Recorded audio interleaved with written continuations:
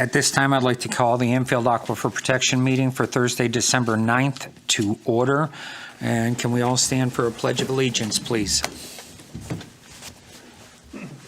I pledge allegiance to the flag of the United States of America and to the republic for which it stands, one nation, under God, indivisible, with liberty and justice for all.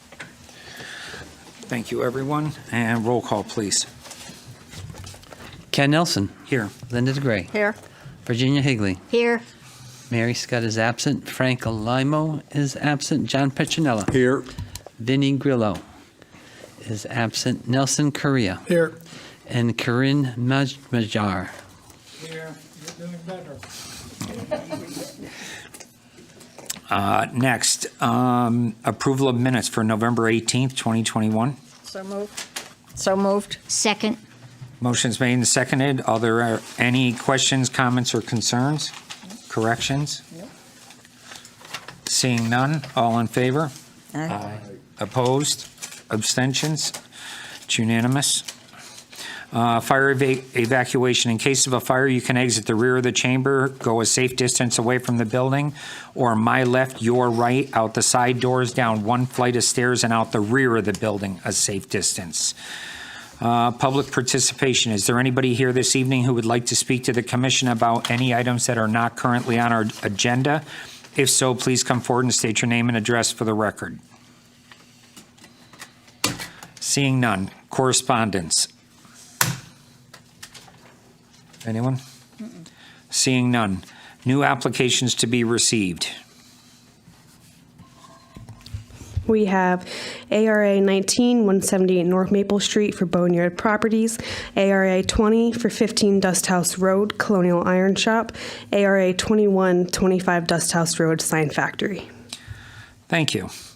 Moving on to new business, ARA 019, 178 North Maple, Boneyard Properties. If there's anyone here for the applicant, please come forward and state your name and address for the record.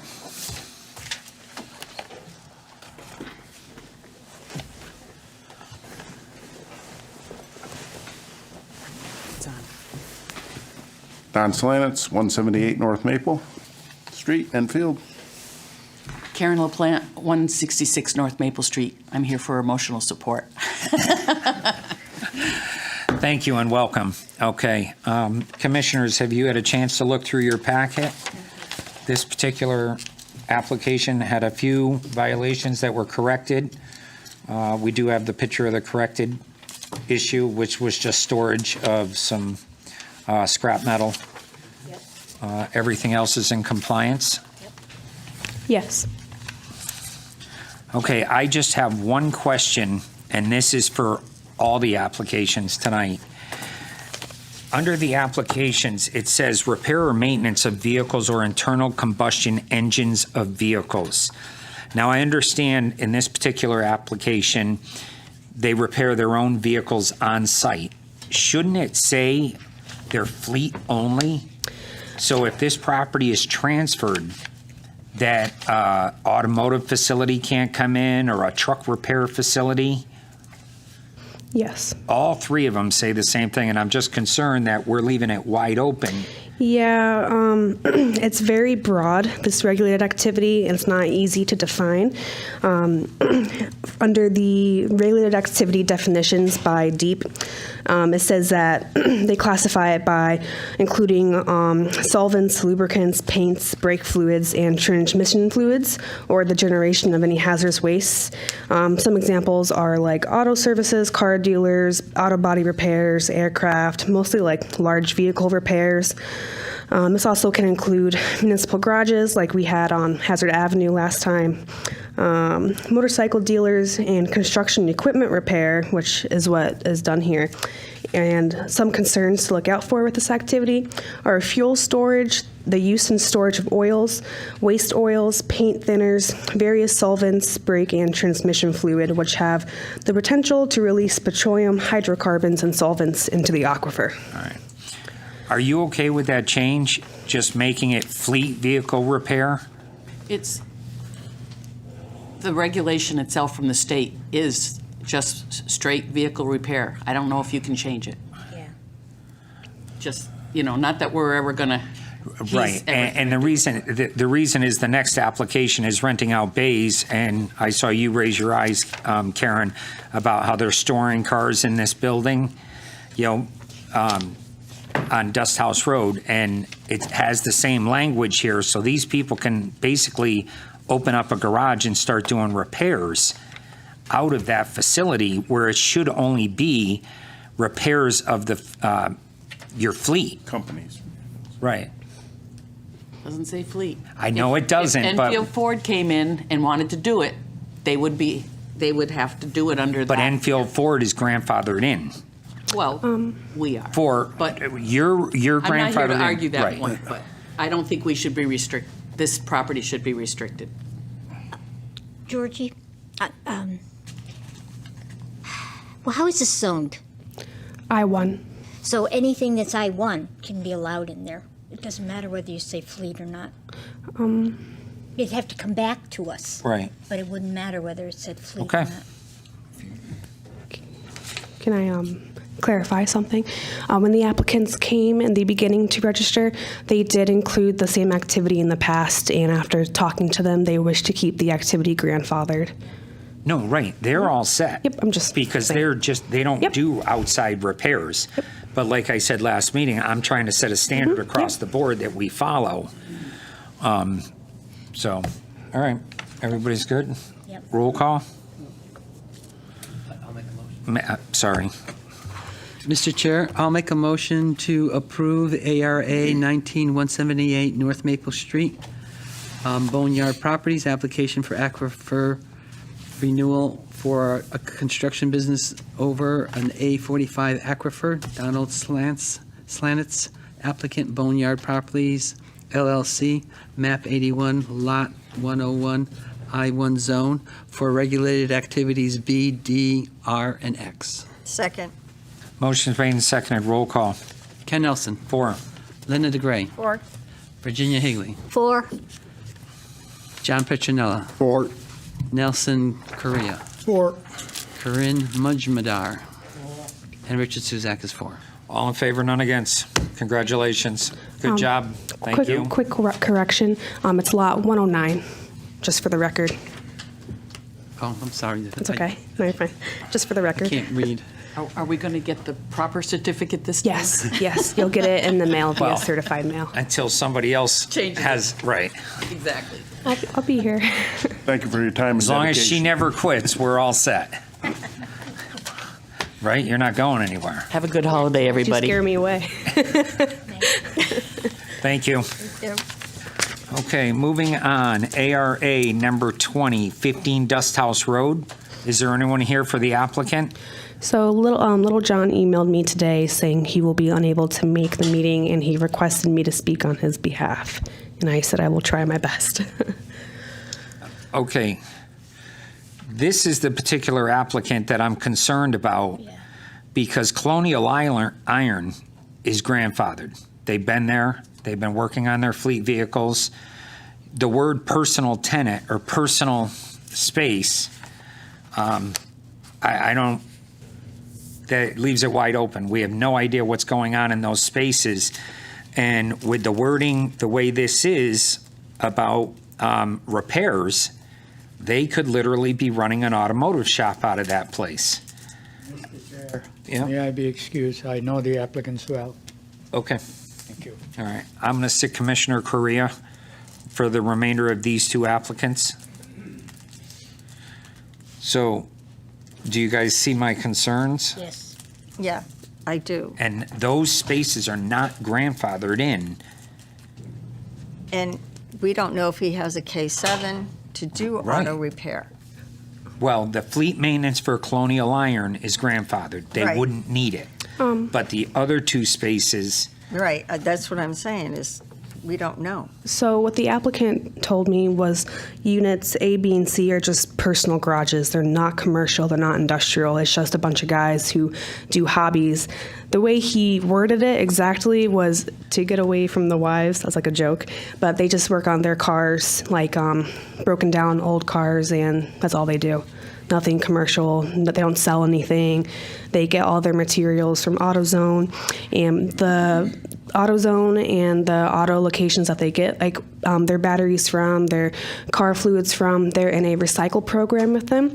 So whenever they are done with the batteries, like the batteries die, and they're done with the bottles and they have recycled oil from their cars, they can bring it back to AutoZone, and AutoZone will recycle them correctly for them. I understand that, but ZBA is bound with the K7. They kind of don't have rules. They either have to approve it or deny it. Most of them are grandfathered in, so they have to approve it. This language here is basically saying we're approving the use or automotive repairs in those facilities, which the goal of the aquifer protection is to eliminate them.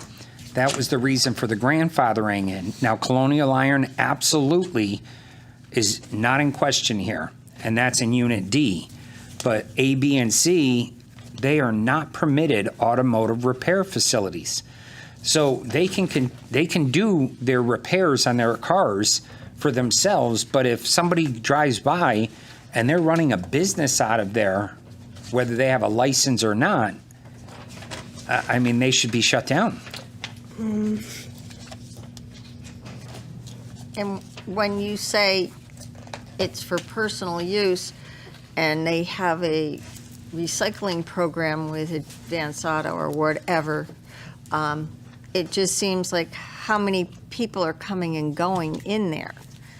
And yeah, guy A is just doing his stuff, but guy B is doing his buddy's stuff. So It's kind of a, yeah, I understand where you're coming from. Is there a lift in any of those units? No. Nope. It's just personal cars. They're cars that they're like collectible cars that don't work anymore. It's just like a side hobby. They're non-commercial. It's not a business. They're just people who rent garage for extra space. They don't work on other people's cars. There's no record of it. If that's the case, there should be no issue with this. So you can do a couple things. If you don't feel comfortable approving Colonial Iron, you can continue it until January if the applicant would be able to make it then. But when I verified this application with the state, they had no issues with the units, and she had no issues with the activities. They are also activities that were grandfathered in the past. Those 3 units aren't grandfathered. Not the units. We have to go by the activities. So in the original application from 2008, they also have activity D, and they also have activity G, which I don't know if that was correct at the time. And then they have T. So it's not like they're changing or adding a new activity. Everything's the exact same. I don't know if there were units like this back then.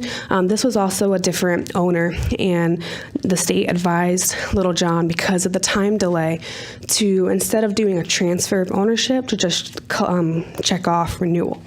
So Right. that's as much as I know. How do you guys want to proceed? I would like to. Can I just say one more thing? It's what? I just want to mention one more thing before you make a motion. Up on the site inspection, these units and the Colonial Iron, it's very clean for garages and an iron shop, and it's very organized. They have MSDS binders in all their cabinets. All the materials are properly labeled. Labels aren't worn off. They had no violations detected during the site inspection, and the applicant was willing to comply with whatever the state wanted him to fix, which was nothing but. Right, Colonial Iron. Yep. Right, I'm not talking about Colonial Iron. She reviewed the units too, and she had no issues. She being Deep, they had no issues with the activity, mostly because the activity is already grandfathered in. So, but it's up to you. So I can go open an automotive garage there now and it's all set. So I guess this is where my lack of experience comes in of K7s and stuff. But again, these are not commercial tenants; they're private tenants. Right now. I think But they if we always have approve been. this, we're not approving a personal tenant. We're approving the space, not the tenant. And the space is not approved for an automotive use. It's approved for fleet repairs. I mean, if I'm making more out of this than you guys no, think, no, say the word, no, but no. we're giving a think wide you're open, being that he could proactive. take those 3 bays and make Yep. any automotive facility he wants, and the aquifer just granted it to Yep. him. And I just made that perfect example. I'm not sure how that analogy goes between aquifer and planning and zoning. Both. It's both. Meaning if you approve it under the aquifer application, you're automatically approving it under P and Z? Well, we wouldn't approve it under aquifer. So why would we approve it now? Forget about P and Z, because they're not here. Excuse me? To, The only things that we're really approving are the activities, and they're the same activities as the past. Nothing's new, nothing's different. And you are right, I'm not sure if these tenants have been there in the past, but since Little John has been there, they've always been there as well because they're just extra space to him. But it's not like you're approving a new activity or anything different, it's all the same. Colonial Iron, if I'm correct, took the whole had the whole building for years. Yep. Yep. They had the property, the whole property for years. Right. They owned it. So it changed ownership, they shrank it down, and they put 3 tenants in there, plus Colonial Iron. The 3 tenants are not grandfathered. Colonial Iron is grandfathered. Well- If a new applicant came in right now on an aquifer and wanted to open an automotive garage, would they be permitted on the aquifer? So, the gentleman is not here, so I don't want to make any moves without him being here. So, go ahead, John, you wanted to speak. From my knowledge, units A, B, and C, when Colonial owned the property, they rented those units out. They did not occupy it themselves. Okay. To what use? I have no idea. And I guess this gets back to even a previous application. Can we make it stipulated only for personal vehicle? You can also, when you do the approval for this application, you can approve it just for Unit D, because like you said, Units A, B, and C were not here in the past. But they're not like an auto repair shop, they're not an auto body, it's just a private tenant. So they don't really fall under the aquifer protection. I just had to inspect it for their materials and if they had any hazardous chemicals. I'm okay to approve D right now. Yes. I mean, Yeah. but A, B, and C, I think we need more information on it. I just don't want to open the door. Are you guys good? Go ahead. I'm just thinking, so since we're redoing the program and we're allowing facilities who didn't properly register in the past, we're giving them a chance to finally come and register.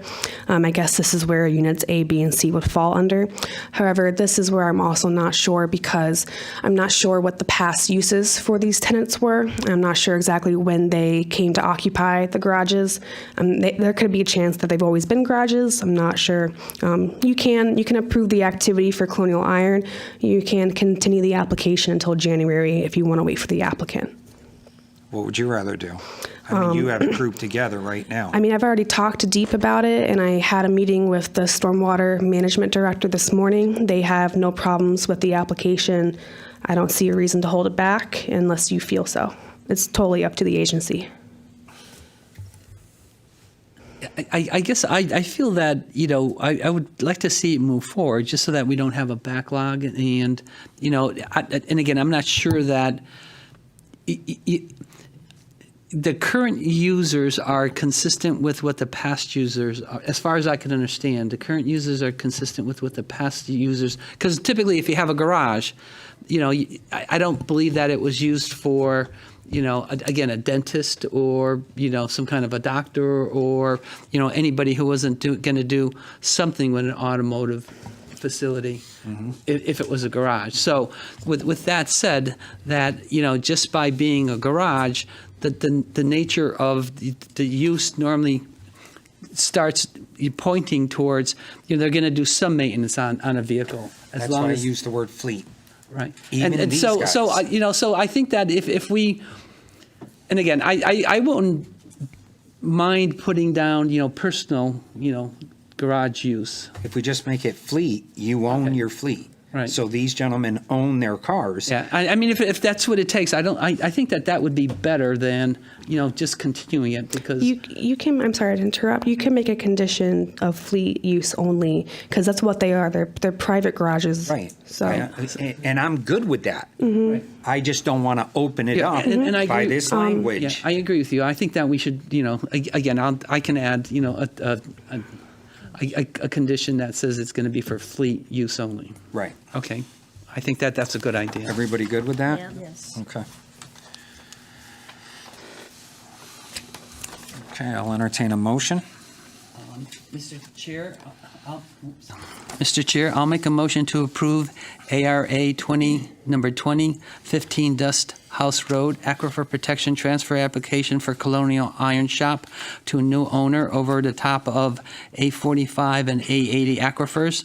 John O'Connor, applicant owner, map 84, lot 9, I-1 zone, and I lost my sheet for what the activities were. There's two of them. activities D and T. D and T, and for, I guess, D, which is the garage Repair, maintenance. repair maintenance, it would be only for fleet vehicles. The condition would be it would only be for fleet vehicles. Second. Motion's made and seconded. Roll call, please. Ken Nelson. 4. Linda DeGray. 4. Virginia Higley. 4. John Petronella. 4. Nelson Correa. 4. And Richard Suzak is 4. All in favor, none against, and Kieran abstained, or actually recused himself from this. John, can you just, never mind, he's coming. Thanks. Thank you. Okay, moving on. ARA number 2125 Dust House Road Sign Factory. The applicant is not here, same applicant. Again, I reviewed this, and I don't see any outstanding violations or anything. Yep, so this is a renewal for 25 Dust House Road. He also applied in 2008. He was also never properly notified of expiration. He has the activities of C, on-site storage of hazardous materials for the purpose of retail, wholesale, or fleet use, which is for the sign making. And he has D, repair, maintenance of vehicles, which are his own vehicles for the sign factory. And T, production or fabrication of metal products used for the signs. A site inspection was conducted on December 3rd at 10 a.m. The following observations were made. He has very good housekeeping. Materials are extremely organized and labeled MSDS binders in every cabinet. Labels are correct and current, and no violations or concerns were found on site. I just have the same, just fleet vehicles, that's it. I'll do it again. You just recuse yourself. I mean, we're almost done with it now, so. Mr. Chair, I'll make a motion that we approve ARA number 21, which is 25 Dust House Road, Aquifer Protection Renewal Application for Sign Factory over the top of a A45 and A80 aquifers. John O'Connor, applicant owner, map 83, lot 1, I-1 zone, with regulated activities B, D, T, and U. And for D, we're going to make it for fleet vehicles only. Second. Motion's made and seconded. Can I correct the activities? It's C, D, and T. It's C, T, and D? I'm sorry. You're fine. Well, actually, if I look at the application, it's B. Oh, that's my fault. Let me check. Oh, you are correct. I'm sorry. Never mind. All right. Sorry. Good job, Rich. Is there a second? Catch me. Second. Motion's made and seconded. Roll call, please. Ken Nelson. 4. Linda DeGray. 4. Virginia Higley. 4. John Petronella. 4. Nelson Correa. 4. And Richard Suzak is 4. All in favor, none against, and Kieran recused himself. Oh, I'm sorry. I was looking at the past application activities. I'm sorry. It's B, D, T, and U. Sorry. Okay, moving on. ARA 018, 12 Moody Road. Welcome. State your name and address for the record, please. Rich Tikaz, 111 Abbey Road, Enfield. Welcome, Rich. So I just want to explain to you, this was nothing against Rich's Oil, spotless place. but we're trying to set a precedence, and certain applicants, the discussion was they need to pave all of their parking lot if they're parking vehicles on it. And then it got into how many vehicles, then it was just fleet vehicles, which you fell under. And now the regulation says just a lot of vehicles, or whatever word you put. So she's trying to make this right throughout the town, but we need to make it uniform. So what are we falling under? So by the language being so vague, it's not fleet vehicles. So I'm good with it. I think we're all good with it. Okay. All right? And the picture helped. And the picture helped showing where the trucks were parked. Well, that's just the oil trucks. He's got all his service I know, but vehicles still, too. it- It doesn't matter because Still looks it good. doesn't have a number. Any other questions? Mr. Chair, I did review our regulations for the aquifer protection, and I didn't find any definition of many or a lot or anything like that. That's my In struggle. those regulations. That's my We're just struggle. trying to make it so everybody's treated the same. And unfortunately, your application helped us do that. I apologize you came in tonight, but problem. it's cleared up. Okay, I'll entertain a motion. Mr. Chair, I'll make a motion to approve ARA number 18, which is 12 Moody Road Aquifer Application Renewal for Rich's Oil Service, Plumbing, Heating, and Air Conditioning over the A80 and A50 aquifers. Rich T. Katz, owner applicant, map 75, lot 32, I-1 zone. Second. Motion's made and seconded. Roll call, please. Ken Nelson, 4. Linda DeGray, For. Virginia Higley, 4, John Petronella, For. Nelson Korea, Here, 4. Kiran Majmadar. He's not sitting. recused. He's not Oh, sitting. I'm sorry. He's recused Okay. again? Yes. All in, no, he's not sitting. He's not recused. 6. Aren't we 7? What's that? Aren't we? I didn't, Oh, okay. Okay. Okay. I'm sorry. So 6, 7? And Richard Suzak is 4. 6 in favor, none against. All right. Okay, Congratulations. now I will sit. Kieran. Sorry. Other bit, Rich, you're all set? Okay, thank you. Thank you. We'll see you again in, what is it, 8 years, 10 years, 5 years? 5 years. 5 years now. Retired by then, but. Have a great night, thank you. Other business, Aquifer site inspected conducted at 113 Brainerd Road. So, as we may know, there has been a new business on top of the aquifer. It's Ollie's Towing, Ollie's Transport, Ollie's Towing. They tow trucks. They have a couple of tow trucks on site, like 1 or 2. They are relocating their business to Cheshire, is what the applicant told me. So a site inspection had to be conducted for the new business. No violations were found. No repair of cars on site. Nothing. Okay, so do they need No. to register? No. Okay. They have no activities. Okay. Any questions? Good. I'll entertain a motion for adjournment. I make a motion, we adjourn? second. Motion's made and seconded. All in favor? Aye. Opposed? Abstentions? Seeing none? Thank you. We have 3 minutes to take a break.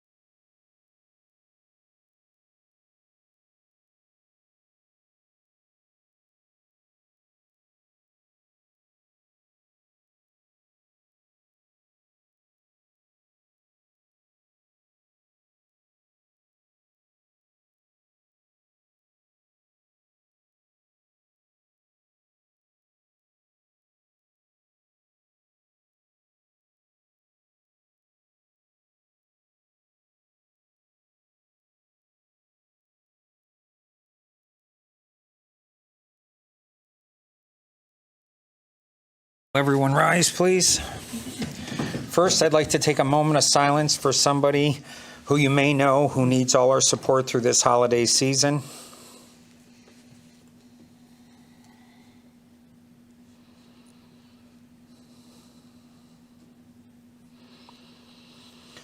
Thank you. Pledge of Allegiance.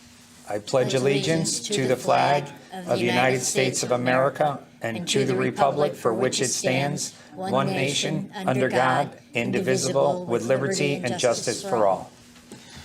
Thank you, everyone.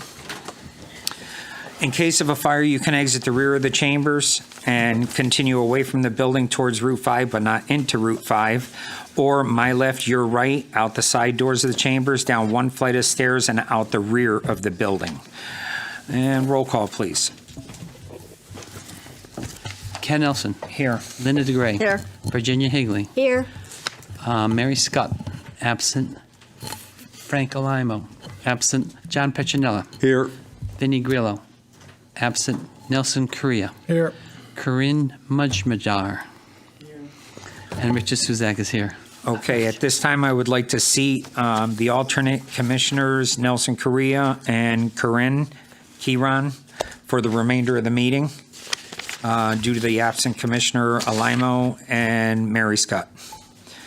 Approval of minutes, November 18th, 2021. So moved. second, Any comments, corrections, or concerns with those minutes? You're good? Everybody good, John? Yep. Good, great, Kieran. Okay, seeing none, I'll entertain a motion. so moved. Second. Motion's made and seconded. All in favor? Aye. Opposed? Abstentions? It's unanimous. The zoning enforcement report. Good evening. The first item, I guess, would be the spreadsheet. You'll see that some of the previous complaints and violations are marked in red and been handled. And there's been several new ones that were added to the list. And several more have come in within the past week, so if you have any questions on that, I'd be happy to entertain that, or if you have any concerns. I liked your report. It was very easy to follow, and it shows how busy you are. Thank you.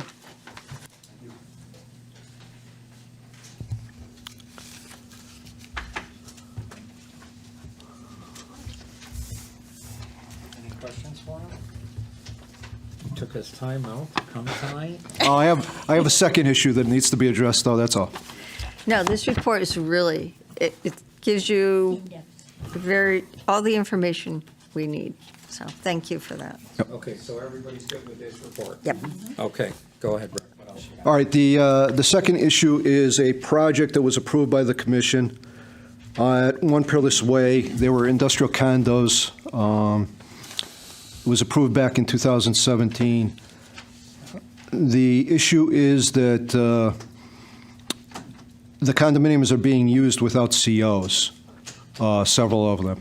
And both myself and the building official have met with him several times, contacted him several times.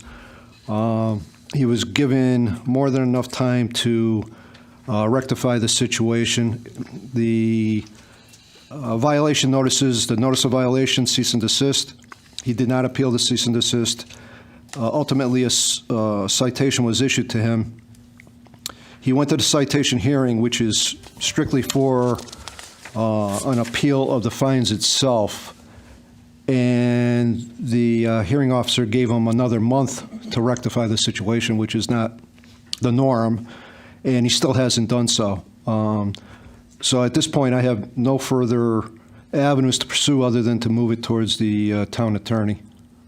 So my request is to, and this is again for One Peerless Way, it was approved under SPR 1736. Go ahead, Rich. Because I have a question in terms of, I guess I'm trying to understand how, a building owner thinks that he's satisfied all the requirements of, his application and the building codes and, the building officials and, I guess all the reviews of all the different departments of the town.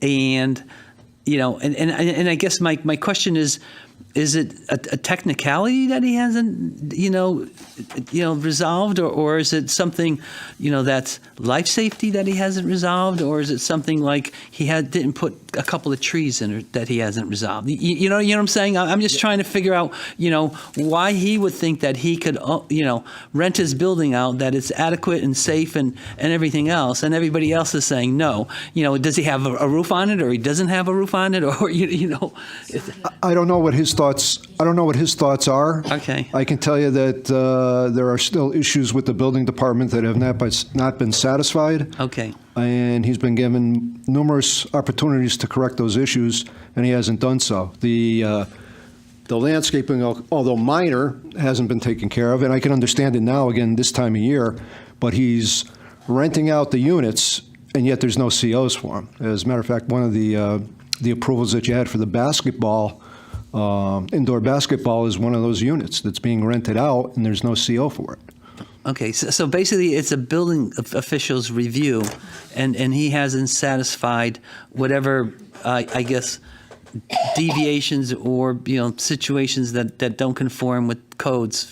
Yeah, there may be HVAC issues, there were plumbing issues, there was a sewer connection issue with the water pollution control at one point. And there were electrical issues. And that's just on the building side, and that's the building side. But for zoning, Okay.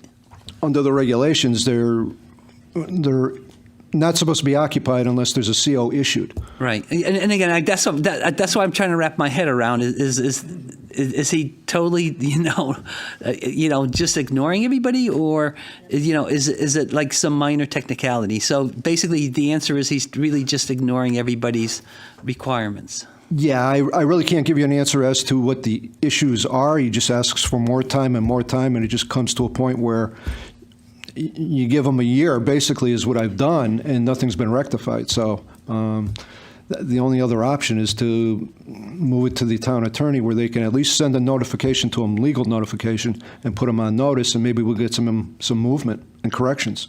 All right, like you said, because sometimes, things are black and white, and things are never always black and white, but they're gray. And I was wondering, are we in a gray area, or are we in a black and white area? And from what you're telling me, we're in the black and white area, where he's definitely not conforming to the requirements that have been issued to him. That's correct, both under the planning and zoning and his requirements after he gets your approval through the building department. All right, thank you. Mr. Chair, I have a question for Rick. No CO was granted for the main building, okay?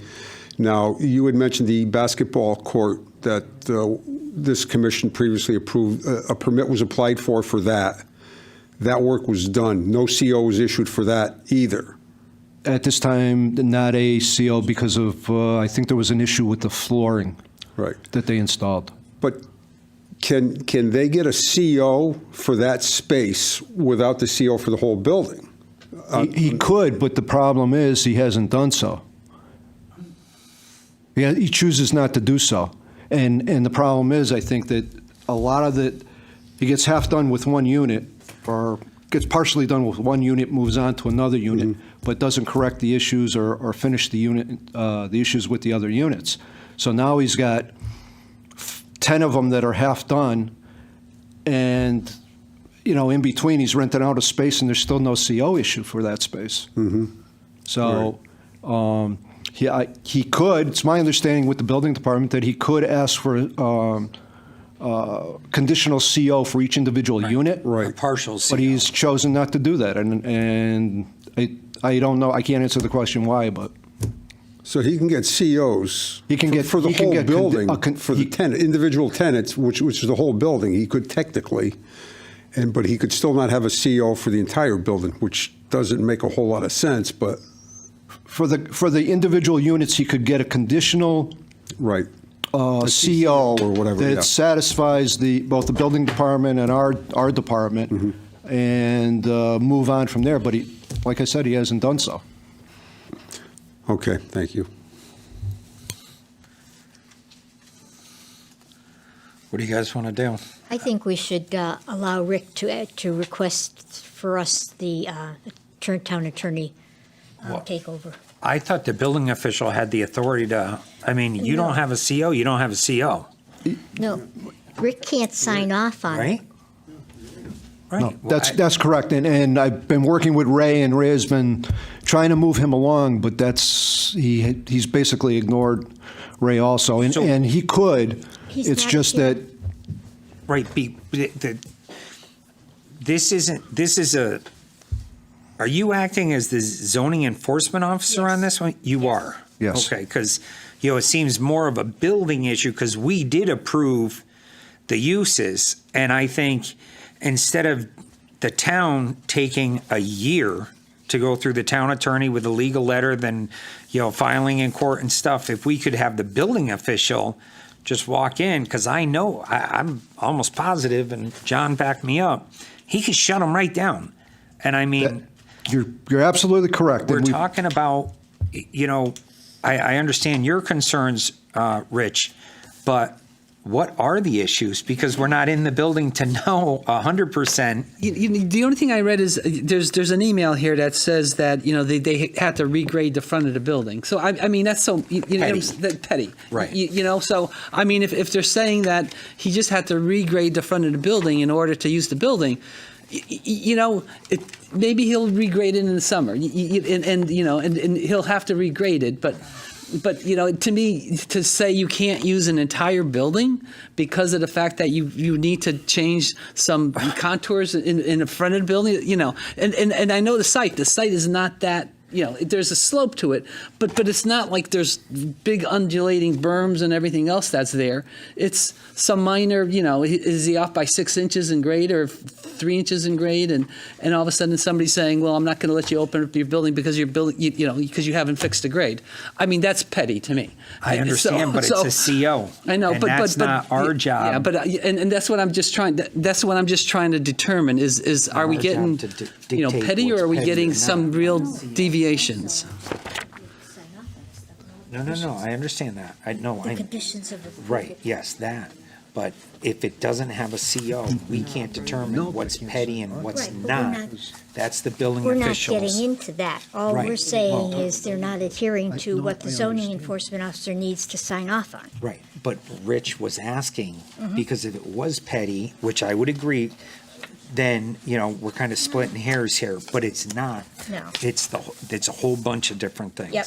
And we need Again, to support if it's our a whole, zoning enforcement if it's a whole officer. bunch of different things, then I think that, I definitely would support that. But if it's, something where, if you needed, 48 inches clear for a wheelchair and you only have 47 and a half, Right, but that's getting Right. splitting hairs again, so I But think that. he had a year to grade. He Right. didn't. So Right. just because we're coming into winter right now, that's not on us. That's on him. He had all summer. If he sends Ray or the building department out there tomorrow, he can still grade and get this done and get a CO or a TCO, as John said, and make these places legal. But if we go the town attorney, it's going to be 2 weeks before he even gets the letter. It's over. He ain't grading anything then. And I think the building official has more teeth, because these things drag out in court and, suppose the firewalls are breached, when they were doing a build out or something. I don't know what it is. None of us do. That's why I don't want to get into, go ahead. what I can do is I'll talk again with the building inspector, and I'm sure he also would not want to go the route of going into court with it, but we'll see if we can get some movement. And the issue of the grading was just in context to show that the opportunity was given to him to go ahead and finish what he needed to do, and yet it still hasn't been done. That's the only reason why that was included, along with a number of other things. But I can talk to the building inspector and see if we can convince the project, the general contractor, to move along at least with some of them so that we can get individual units with a temporary CO or a conditional CO. But that, I'm not guaranteeing anything because it's It's been going on for over a year now, so. Right, but Ray could shut them down that day, He could. but you're saying he won't. I'm not saying he won't. What I'm saying is there's other factors that come into play, manpower, time, other things that, certain limitations that, So, He's under a cease and desist right now, correct?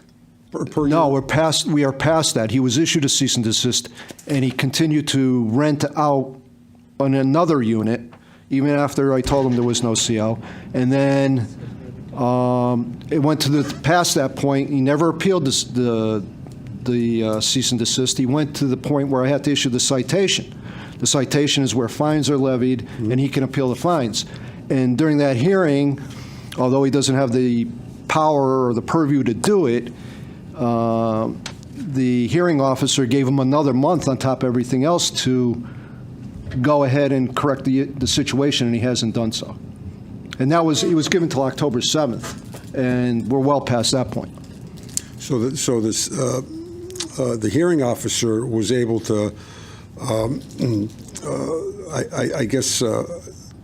take the authority to withdraw the cease and desist to give him 30 days to make corrections?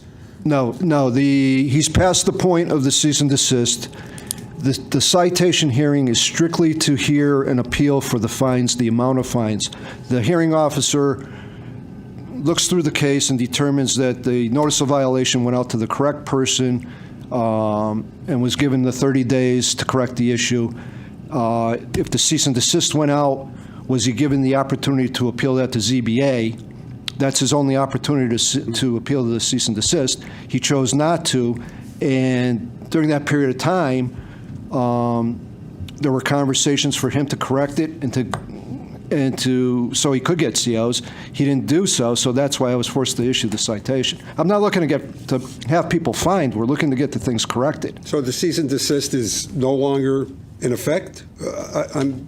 Well, I guess technically you could say it is, but it's past the point of that. I mean, there's only 3 steps. There's a notice of violation, the cease and desist, and then if it's not corrected, it goes to the citation. But after that point, my only alternative is to go to the town attorney and have them issue a legal document to them, telling them that they're on notice for legal reasons. Because to me, it sounds like he totally ignored the cease and desist. Right. Right? He did. Yeah.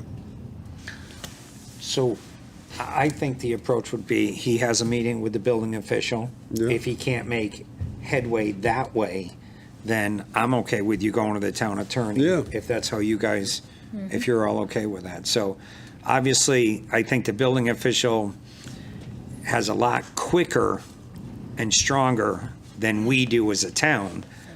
And a CO's a CO. I mean, you know, John, you don't occupy a space without a CO. It's that simple. And you don't get to pay taxes either. Exactly, right. So, so is that, you, go, Rich? You know, I'll make a motion that we, I guess, allow our zoning enforcement officer to pursue the matter with the town attorney's office to rectify the violations that exist after he and the building official, meet one more time with the building owner to see if they can't resolve it. And if no resolution is, comes to an agreement within, let's say, 3 weeks, 2 weeks? Yeah. 2 weeks. Well, it's Christmas, so I don't know. He's had a year. Okay, well, we'll say, by meeting. this December 24th. That gives them a lot of time. I mean, there's 2 weeks between then and now. And if you're going to do something, you're not going to do it after Christmas and between New Year. So we'll say, if no resolution is made by, December 24th, that you pursue it with the town attorney. Second. Oh, All in favor? Aye. Jenny. And if this particular person who owns the building has issues with the town hall, which a lot of people do, tell him to come in and have an informal meeting with us. We'll listen to his side of the story, but no CO is no CO. And, I know straight people ask me all the time, building houses, can I move stuff in the garage? Absolutely not. So, but this way, because I think that's what Rich is kind of alluding to, is this guy just fed up because he's getting run around? It don't sound that way to me, but I want to give him the opportunity to come in if he feels the need. Obviously, I would ask that you be here too, and we'll go from there, but, good? All set? I'm good. Great job on the report. Thank you. Thanks, Rick. Okay. At this time, would anybody like to come speak to the commission about any issues that pertain to planning and zoning that are not currently on our agenda? If so, please come forward, state your name and address for the record. Seeing none. Old public hearings, public hearing 3013, 51 Enfield Street.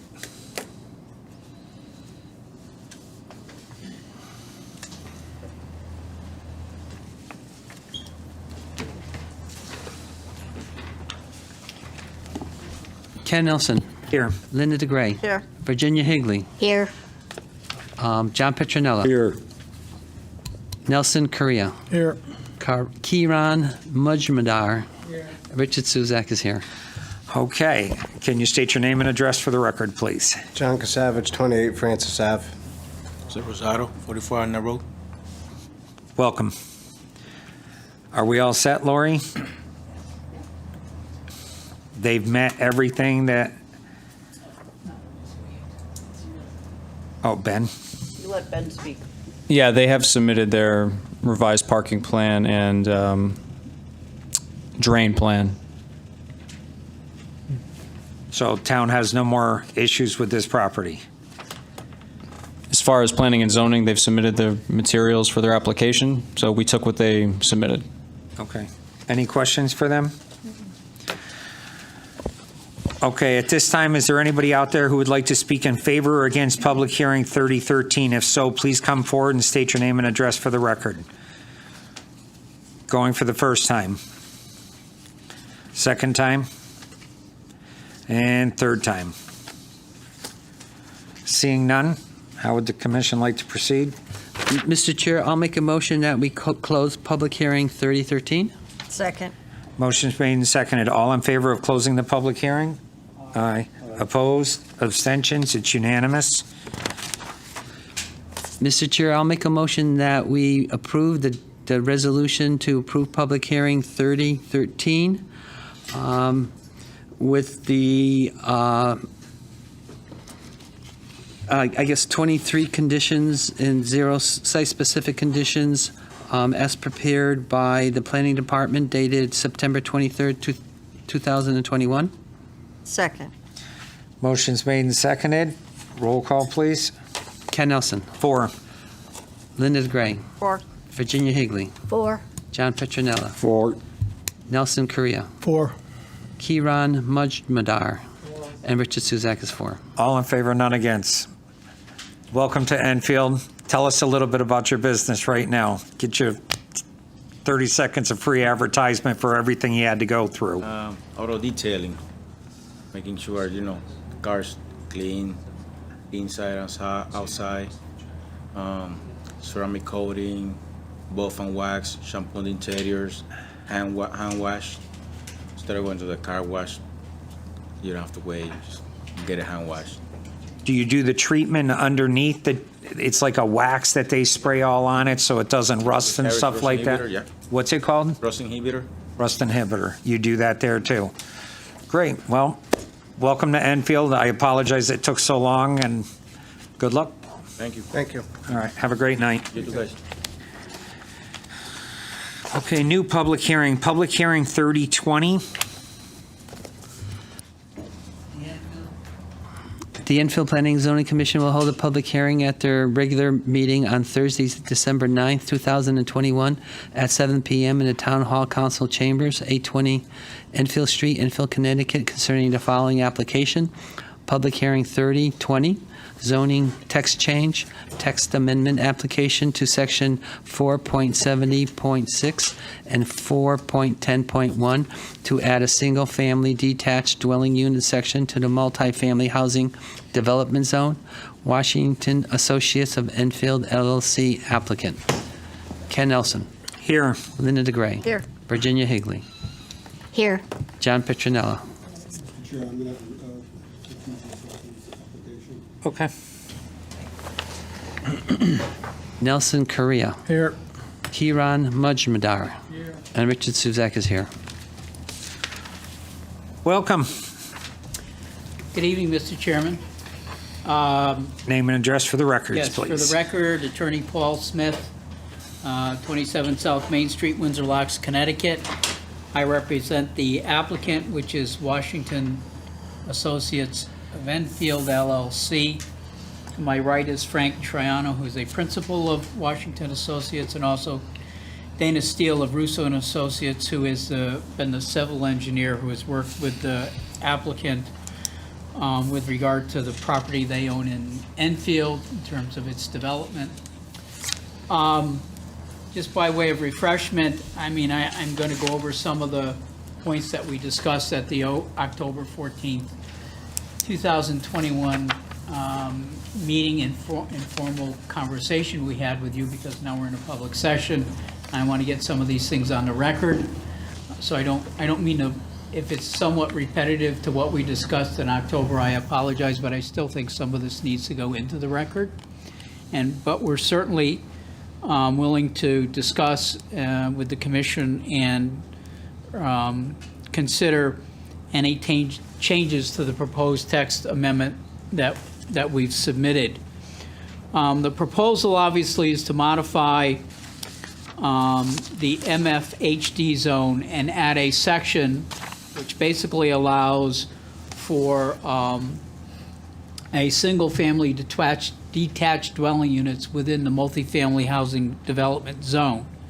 What that basically would mean is, under our text amendment, any property that's more than 20 acres could be considered for single-family housing in a way which would really be akin to a planned unit development, meaning private road, an association which has to maintain the roadways and the landscaped areas of the property.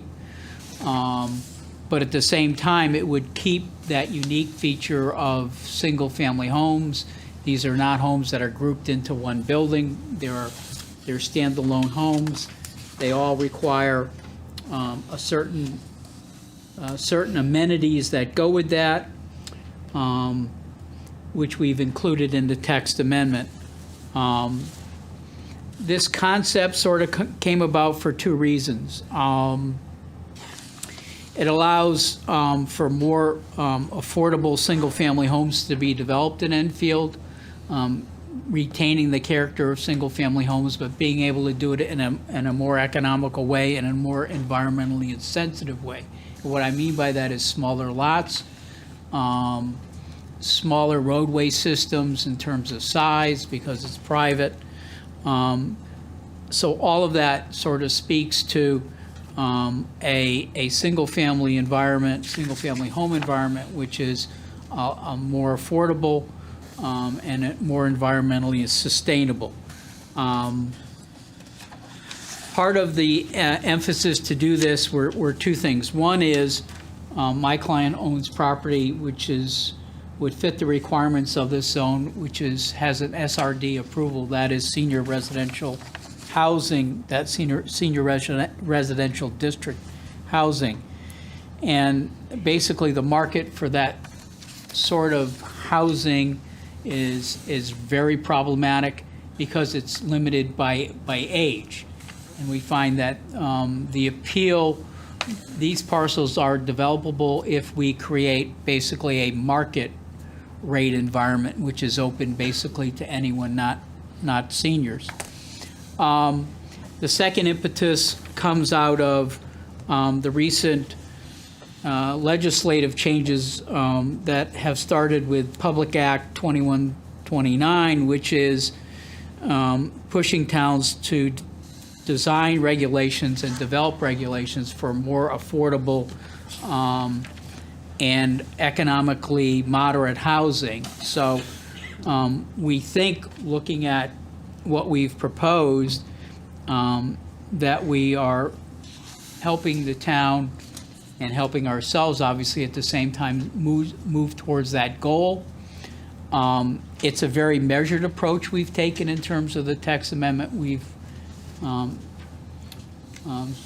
proposed. And what I mean by that is, first of all, it's very limited in terms of density. We've gone with 2 dwelling units per developable acre. We have the same impervious coverage requirements as already exist in the MFHD zone. The maximum height is 2 stories, and the maximum bedrooms per dwelling unit per every single-family home in this multifamily, single-family detached dwelling project would be limited to no more than 3 bedrooms in any particular unit. We did not include a minimum or maximum floor area.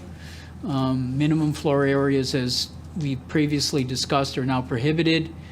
In zoning, they really are made to be limited to whatever you have in your building code regulations and your housing code regulations. Whatever you have in there in terms of minimums is what applies. It's not something that the state allows zoning to independently apply with regard to its regulations. So we believe that this is obviously much different from the current MFHD zone requirements, which are 60 acres or larger, which means a very large complex, 10 dwelling units per acre. So it's a much more sensitive and soft approach to planned unit developments, but doing it in a way which basically creates sort of a planned unit development of smaller single-family homes. It requires, under the regulation, basements. We have minimum setbacks. We have minimum parking requirements. All interior roads, sidewalks, and utilities are going to be privately owned, so it's privately maintained. So we think it's a good compromise. We think it would work fairly well on our piece, but it probably, there are a number of pieces in town where it could work. The one thing I would emphasize is this is not a text change which by its nature is imposed on any particular property in town. And what I mean by that is, in order to have this as a zone, you would have to come before this commission, in whatever zone your property was currently in, you would have to convince you guys, the Planning and Zoning Commission, that it merits changing the zone of that particular property from whatever it is, whether it's residential, R44, or whatever it is, to change it to the multifamily housing development zone and apply this text to it. So any sort of operation of this text change is not by special use permit alone. First, you have to come in. There's really a 2-step process. First would be to come in and say to you guys, I have this piece of property which is zoned, whatever it's zoned, R80, R44, or whatever it is, and we want it changed to this multifamily zone and apply this text amendment. So there's broad discretion with the commission any time it applies this, that it has to be convinced that a zone change is appropriate. It's not a text change which automatically applies to any zone in town, any residential zone or something. So it does require a zone change for any property that would come in and want that use. So that's a very limiting factor, and it gives you broad discretion. to make sure that whatever zone changes you're doing, you think works for the town, works for the neighborhood, works for that particular property, that particular site and its location. So again, it leaves you all with very broad discretion. It doesn't, if this text amendment is adopted, it does not automatically apply to my client's property. It would require us to come in and request a zone change. That's just that simple. So this is the start of a process. It's not the end of a process, neither for my client or any other piece in town. You first have to come in and get the MFHD designation of the zone for that particular parcel, and then apply this as a permitted use. So we also, I believe, required a development to have two of the amenities that are already listed in the MFHD zone. So we're certainly open to any questions from the commission on this. We're certainly willing to consider tweaking the regulation in any way. We've heard the comments from the session that we had, and we tried to apply all the concerns that we heard to the text amendment. So we think it works fairly well in that regard. I don't know if you have anything to add, Frank or Dana, at this point, but we're certainly here to answer questions and respond to any comments the public may have.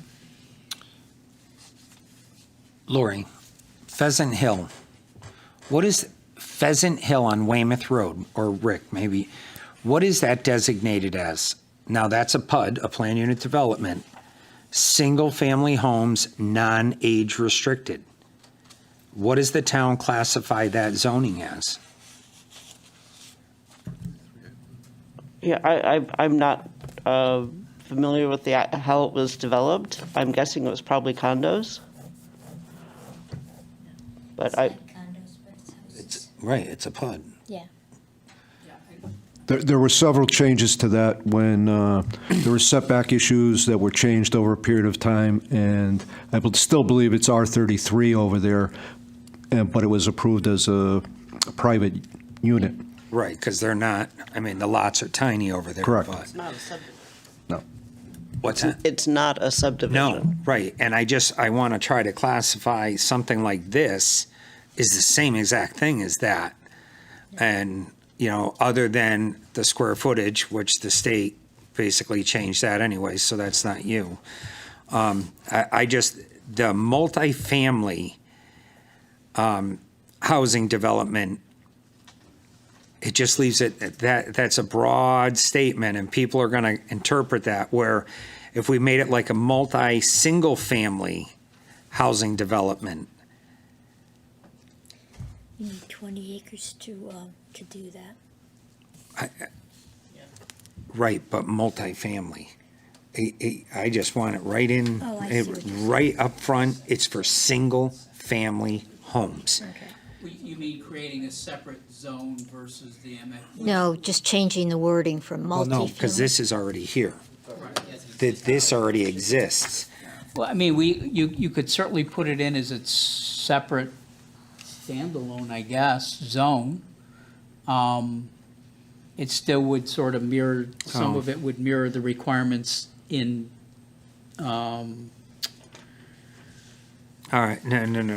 you know what I'm good, saying? I'm good, because Okay. Linda just pointed out something, it's pretty clear, single-family detached dwelling units.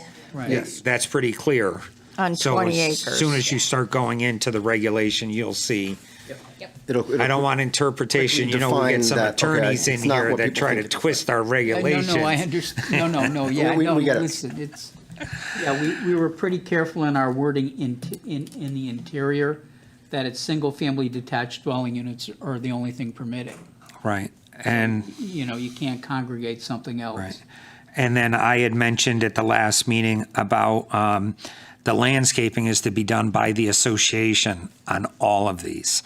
You know, I think it's just going to eliminate a lot of headaches for the association and the town with neighbor disputes. Yeah, what we did is, we put in C, all common areas of the development shall be maintained by an association of the owners.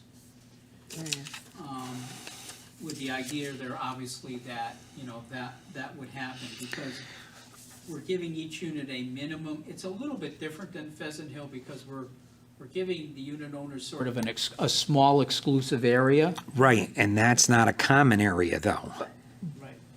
Right.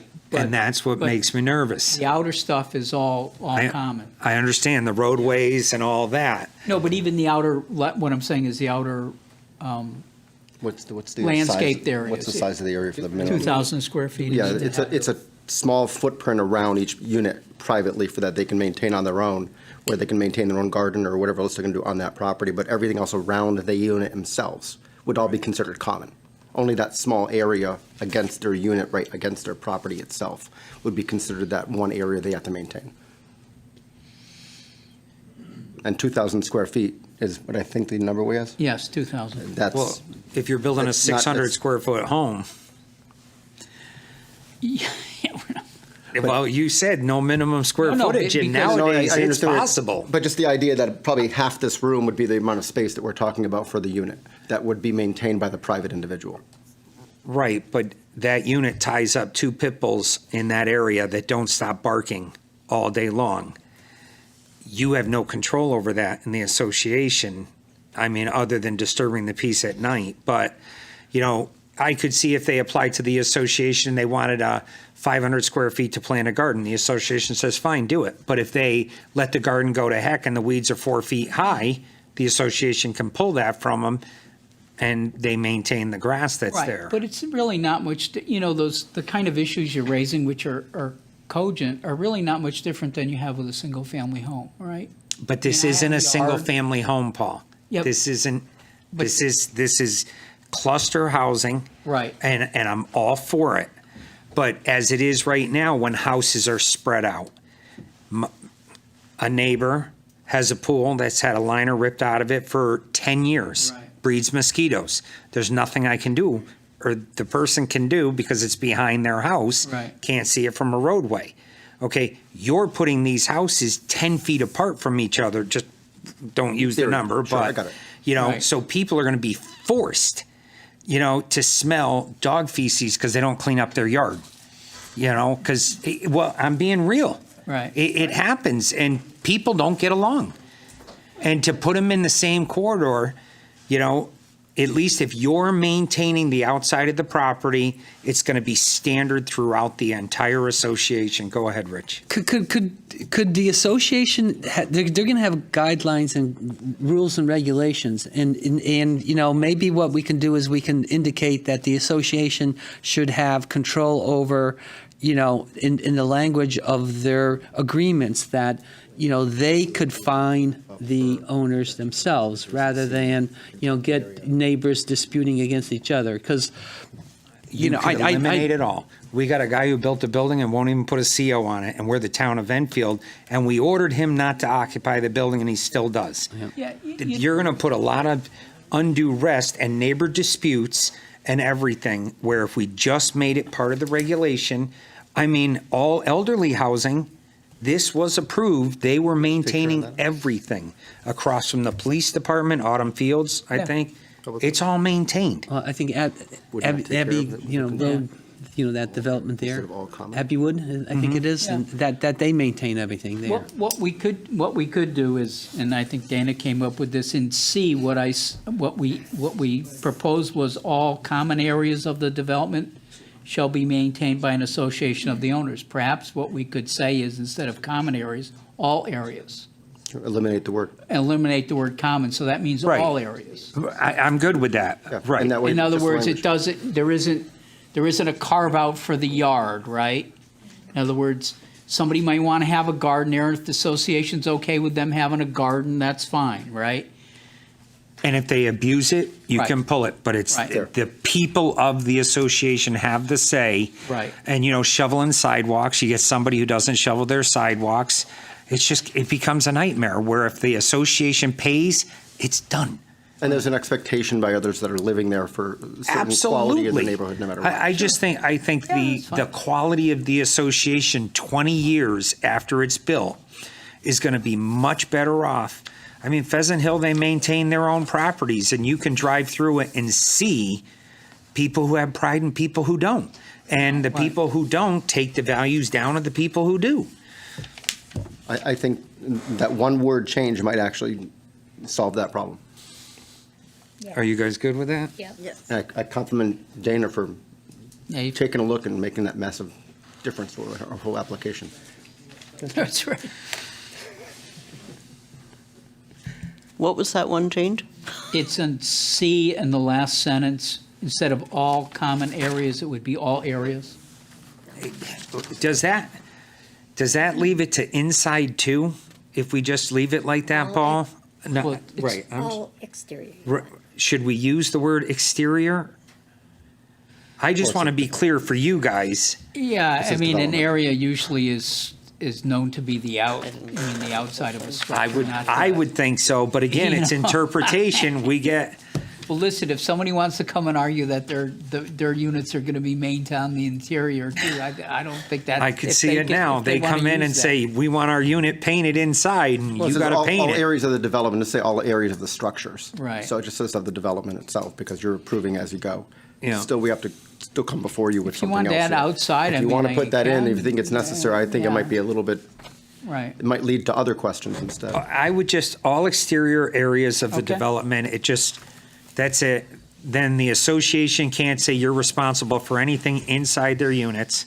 I couldn't let Dana get away with a simple change. I had to make it difficult. That's okay. I mean, I think that works. That's It fine. works. Other than that, that was my only concern. I mean, I think this is great, and Thank you. I believe people are going to follow suit, because you're right. I think there's a few more properties throughout town that this will definitely work. And we've already got a couple of phone calls. But the point is, what happens is, it gives you the leeway of deciding whether the zone should change on a certain piece of property, and it gives the neighbors a say too, whether they think that's a change they want, or whoever's the abutting properties, because it is a zone change. It's not a special use under any particular existing zone. Right. Now, this is for new developments only. Well, Because. I suppose if somebody could come in with an old development that was more than 20 acres, met the density, Shaker Heights. um, Well, my concern is, A redevelopment. well, and my concern is, I don't want it to be part of this, because say 50% of the units already built, they're sold age restricted, and then there's a vote of the association that they want to convert it to this. That's not fair to the people who vote. They bought an over 55. yeah, I don't think you could do that really. I think once you've sold them with certain restrictions, you can't, maybe you could with a unanimous consent. Unanimous only. Well, right. Undo it, but But I think one- that one happens of in the most issues- regulations. You have that Yeah. right to do so, and then you have to apply to the town still. basically, because what you're basically saying is to undo what they have, and I think that requires like unanimous consent. I mean, I'm not saying it can't be done, but everybody has to basically approve it. Everybody. And then Everyone. the second part of that is, again, it comes to you guys not as an automatic, right, is we want to actually change the zone, right?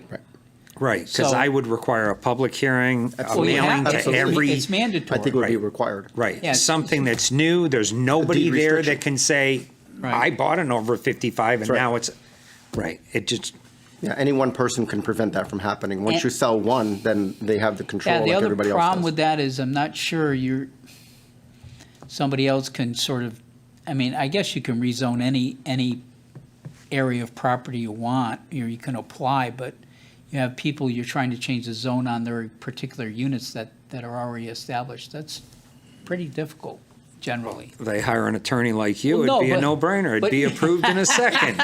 Yeah, but you know what I'm saying. In other words, I want to change the zone on your property, but I don't want it changed. That's kind of it happens once in a while, but that's usually a town-wide rezone, not, where somebody specifically comes in and says, And by the way, other than the town rezoning, if you came in and said, I wanted to rezone Paul Smith's property, if Paul Smith hasn't signed off on it, Right. generally you won't accept the application because It, so.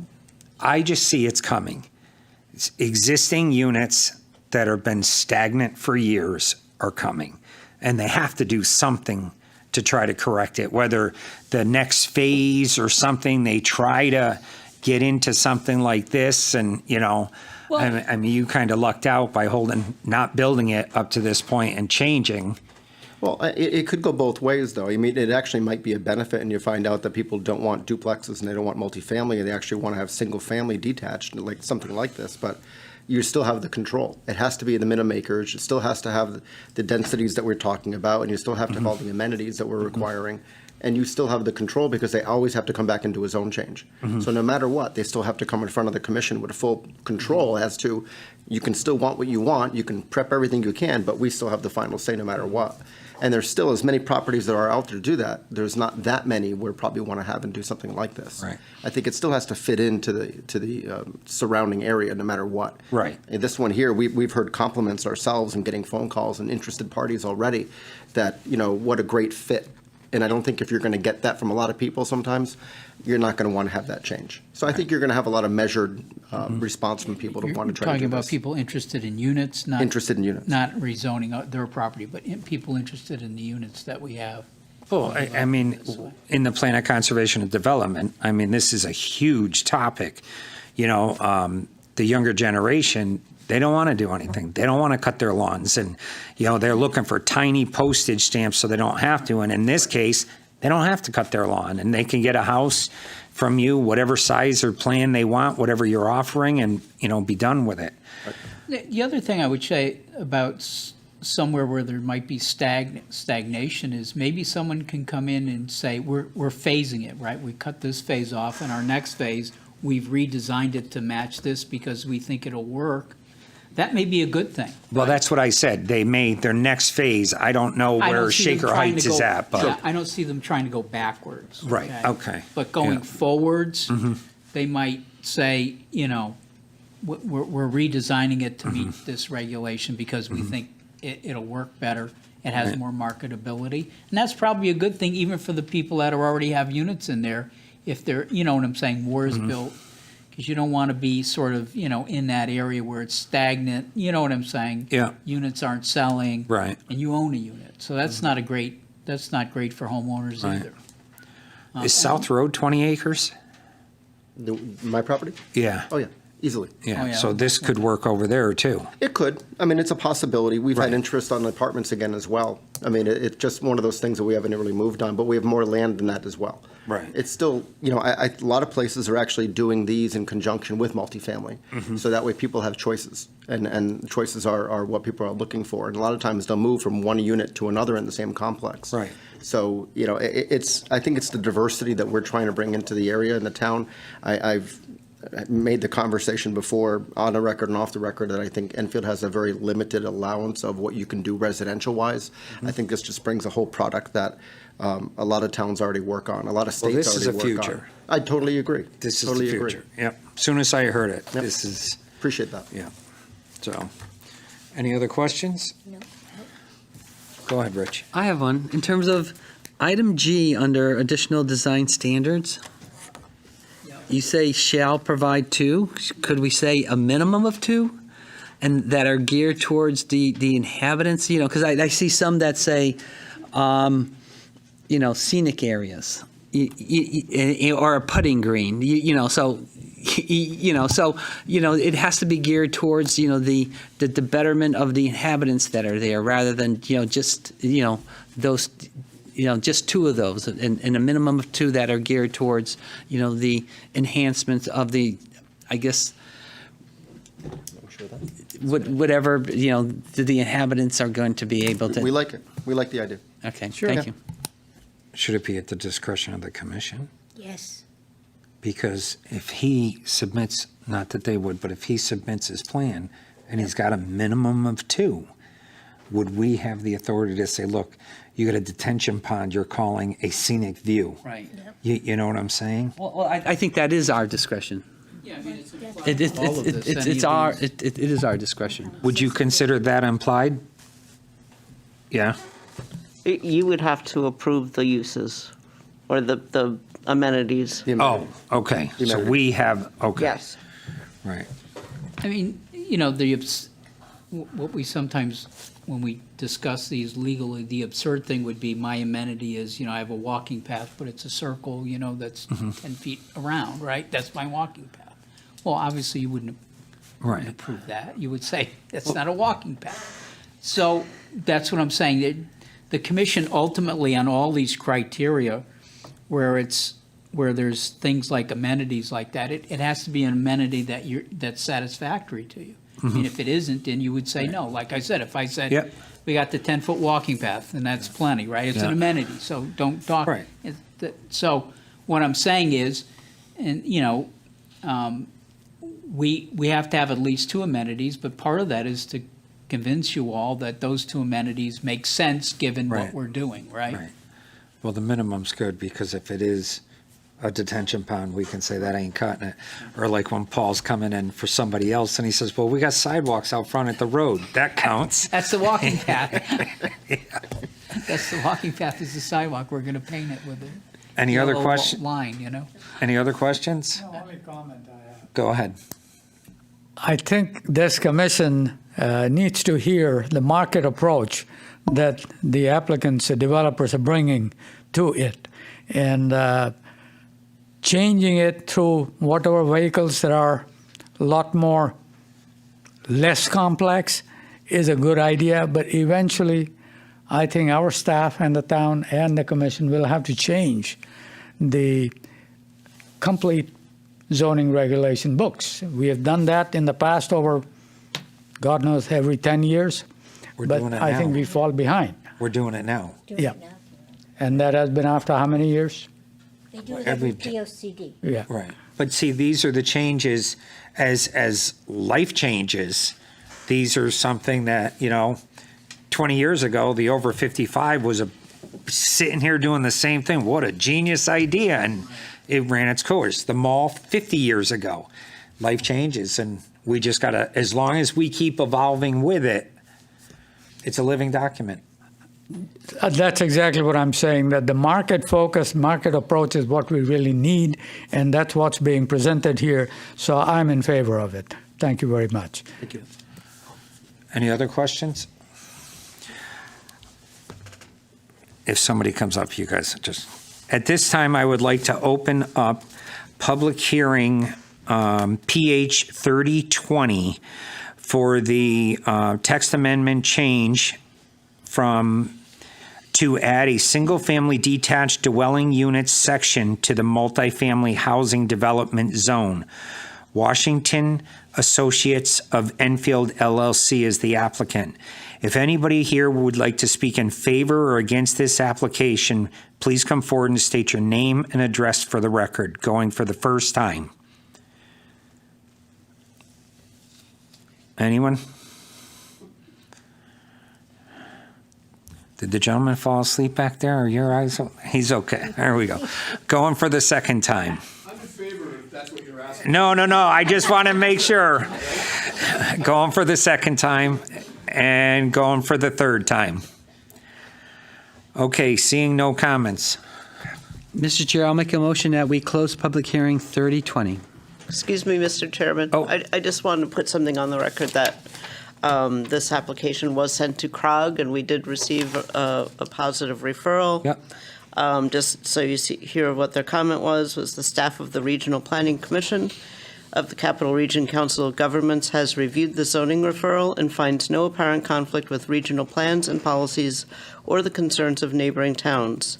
Staff would caution against reduction of available land for multifamily housing development, particularly if the town has not completed its affordable housing plan.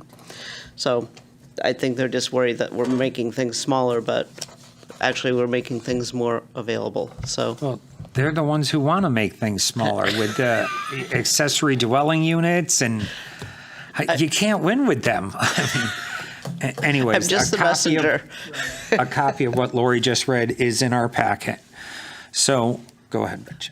Okay, Mr. Chair, now I'll make a motion that we close public hearing 3020. Second. Motion's made and seconded. All in favor of closing the public hearing? Aye. Opposed? Abstentions? It's unanimous. And, Mr. Chair, I'll make a motion that we approve public hearing 3020 text amendment application to section 4.70.6 and 4.10.1 to add a single-family detached dwelling unit section to the multifamily housing development zone. Washington Associates of Enfield LLC applicant. The Second. change for the landscaping? With the changes as discussed during our public hearing. Second. Changes are, read them. Can you read the changes? Yes. I just want the changes in the record. Okay, the changes are item 2, the subsection number 2, subparagraph C below that all areas of the development shall be maintained by the association of the owners. Exterior, did we add exterior? Okay, all exterior areas, okay, of the development shall be maintained by the association of the owners. And subparagraph G, the development shall provide a minimum of 2 of the amenities listed in table or in section 7.70.6E. Thank you. Is it second? Second. Motion's made and seconded. Roll call, please. Ken Nelson. 4. Linda DeGray. 4. Virginia Higbee. 4. John Fitch, oh, I'm sorry. Nelson Korea. 4. Kiran Mujmadar. 4. And Richard Suzak is 4. All in favor, none against? Congratulations. Very much. Thank you very much, appreciate it. We'll see you soon. See ya. Spring's going to be here fast. We still got to come back. Dana, get working. Come on. All right. What's that? They have the plan. Well, he's got to finish all the And paperwork happy to get holidays it. to everybody as well. Yeah, thank you. You too. Okay. Moving on, new business, SPR 1877, 875 Enfield Street.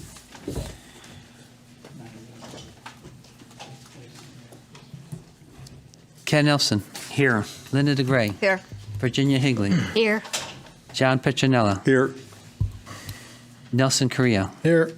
Kiran Mujmadar. Here. And Richard Suzak is here. Okay, is there anyone here for the applicant? Yes. Welcome. Hi. Just state your name and address for the record, please. Margaret Morey, 14 South Washington Street, Athens, New York. Ooh, long drive. Tell us what you'd like to do. I'm here on behalf of CVS Health. This is a request for a temporary use permit, which is for a COVID-19 testing kiosk. Unfortunately, we're still in the midst of the pandemic. The request for the temporary use permit is this. There's already the kiosk there. This is, unfortunately, it's a re-upping of the existing temporary use permit because we still this need still exists. And just as way of background, where we have these kiosks around the country and including around Connecticut, it's because the CVS location and/or the Minute Clinic or both do not have separate access and egress to do rapid testing. And so, from a public health perspective, people who believe that they may have been exposed or have COVID should not be going into the same location that regular customers are. So the request is for a temporary use permit for the continued installation of the testing, the COVID-19 testing kiosk at 875 Enfield. And that's on the left back corner of the building. Correct. Yeah. It is not to be moved. You know, it's there now and Nothing's has been changing. permitted. Nothing is changing. Correct. Go ahead, Ginny. Perhaps I missed it in the paperwork, but I looked and I didn't see it. It says temporary permit, but you don't have an end date. You know, do you want it for a year, 2 years, 5 years? The first one, I believe, was for a year. And, do I have the first one here? It was granted on 12/16/20. So it was for a year. I would say a year. Okay. I have no problem Yep. with it. I just wanted to know when the end date was. Thank you. Definitely, because otherwise it's not It temporary. would stay there forever. You're right, yep. Lori? You got that, Rich? Okay, go ahead, I Linda. just have a question. And because the pandemic seems to be endless, not anything, but it just seems every time we turn around, there's news and bad news about, oh, there's a different variant. Could we make this conditional until, no, I'm just, have a separate date, they can come back. yeah. Or you could make it for 2 years. I'm just saying for 2 years instead, just Yeah, and if this way it goes here. away before 2 Yes, years, because- then they're good to go. They can take it away. Yeah. I'm just, and having them come back every year for the same I thing. know, but we need an end date. We all need an end Yes. date. What do you mean? I don't want no end date. No. I want my date renewed. The pandemic, we need an end date. We need this to end. So 2 years? Would you have a problem with 2 years? No, we don't have a problem with 2 years. Then 2 years. Yeah. I mean, if you don't use it, you don't use it. It's- Right. Take it away when So- it's Which done. is even better. Right. Yeah. That would be a good sign, a good Yes. public health sign. Thank you. Thank you. Everybody's good with that? Okay. I'll entertain a motion. Mr. Chair, I'll make a motion that we approve SPR 1877 with the resolution prepared by the Planning Department dated December 9th, 2021, with the 20 standard conditions. And one site-specific condition, we're going to add an end date for the approval of this temporary kiosk to be a maximum of 2 years. Second. Motion's made and seconded. All in favor? Aye. Opposed? Abstentions? It's unanimous. Did you have a question, Lori? No, I just Okay. Okay. Thank you. Thank you. You're all set. Thank you. SPR 1876, 32 Bacon Road.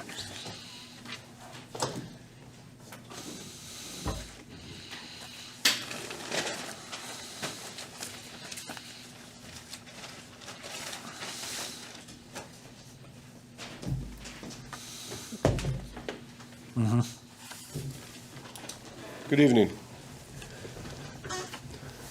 I'm Mark O'Neill from Hamlet Homes. We're looking for approval tonight on a piece of property on Bacon Road, 32 Bacon Road. It was actually two parcels to start with, 30 and 32 Bacon Road. As you can see, there's a lot of wetlands there. So with me is William Walter from Benesh Engineering, who did a fine job being able to get us what we need. We're residential builders and developers, and we have a sister company that also manufactures, assembles, and distributes building products, panelized construction products, as well as sustainable building products. Two of the buildings are going to be, one building will be used for our office and warehousing, one will be warehousing, and the other will be for manufacturing and assembly of building components. One of the things we did with this parcel is to make sure that a trailer truck will be able to pull in, back in everywhere, and be able to pull out without any impediment to the road at all.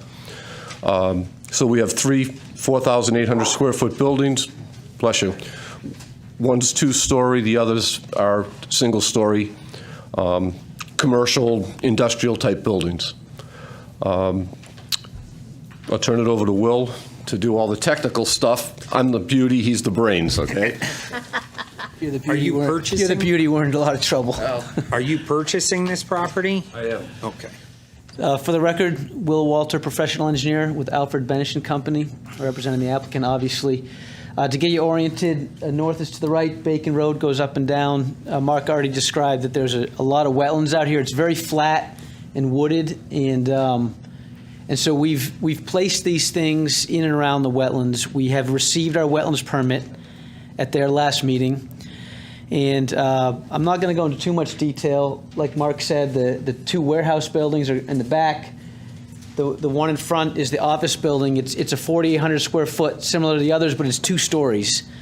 And then we have the appropriate amount of parking at each building with enough handicap parking required by code. Actually, we exceed the code because we're putting one handicap spot at each building. We have utilities in the road, water, sewer we connect to. And essentially, I mean, the staff report they've reviewed everything. They said we're in compliance with all the regulations. One question came back from the town engineer. He asked that we provide proof that we're not going to be increasing the peak flow. I actually did that as a part of the application, and I submitted a stormwater management report that does show that. He must have not received it, but as soon as I got that comment yesterday, I forwarded him that stormwater management report. The only thing that we are asking, and I believe that the commission has the ability to do this, is the regulations talk about a sidewalk across the front of the property. Now, that's probably 300 or 350 feet across the front of that property. As you know, this is an industrial zone. There's no sidewalks here. The property that's developed up here is industrial. There's no sidewalks in front of their property. We're not adjacent to any residential zone, so we would like to ask this commission to waive that requirement. I believe that you do have that ability to do that. I mean, it's just, you know, it's very expensive to build something that honestly no one's ever going to use. So we're making that request of this commission. But other than that, we meet all the requirements of the zoning, and be more than happy to take any questions at this time.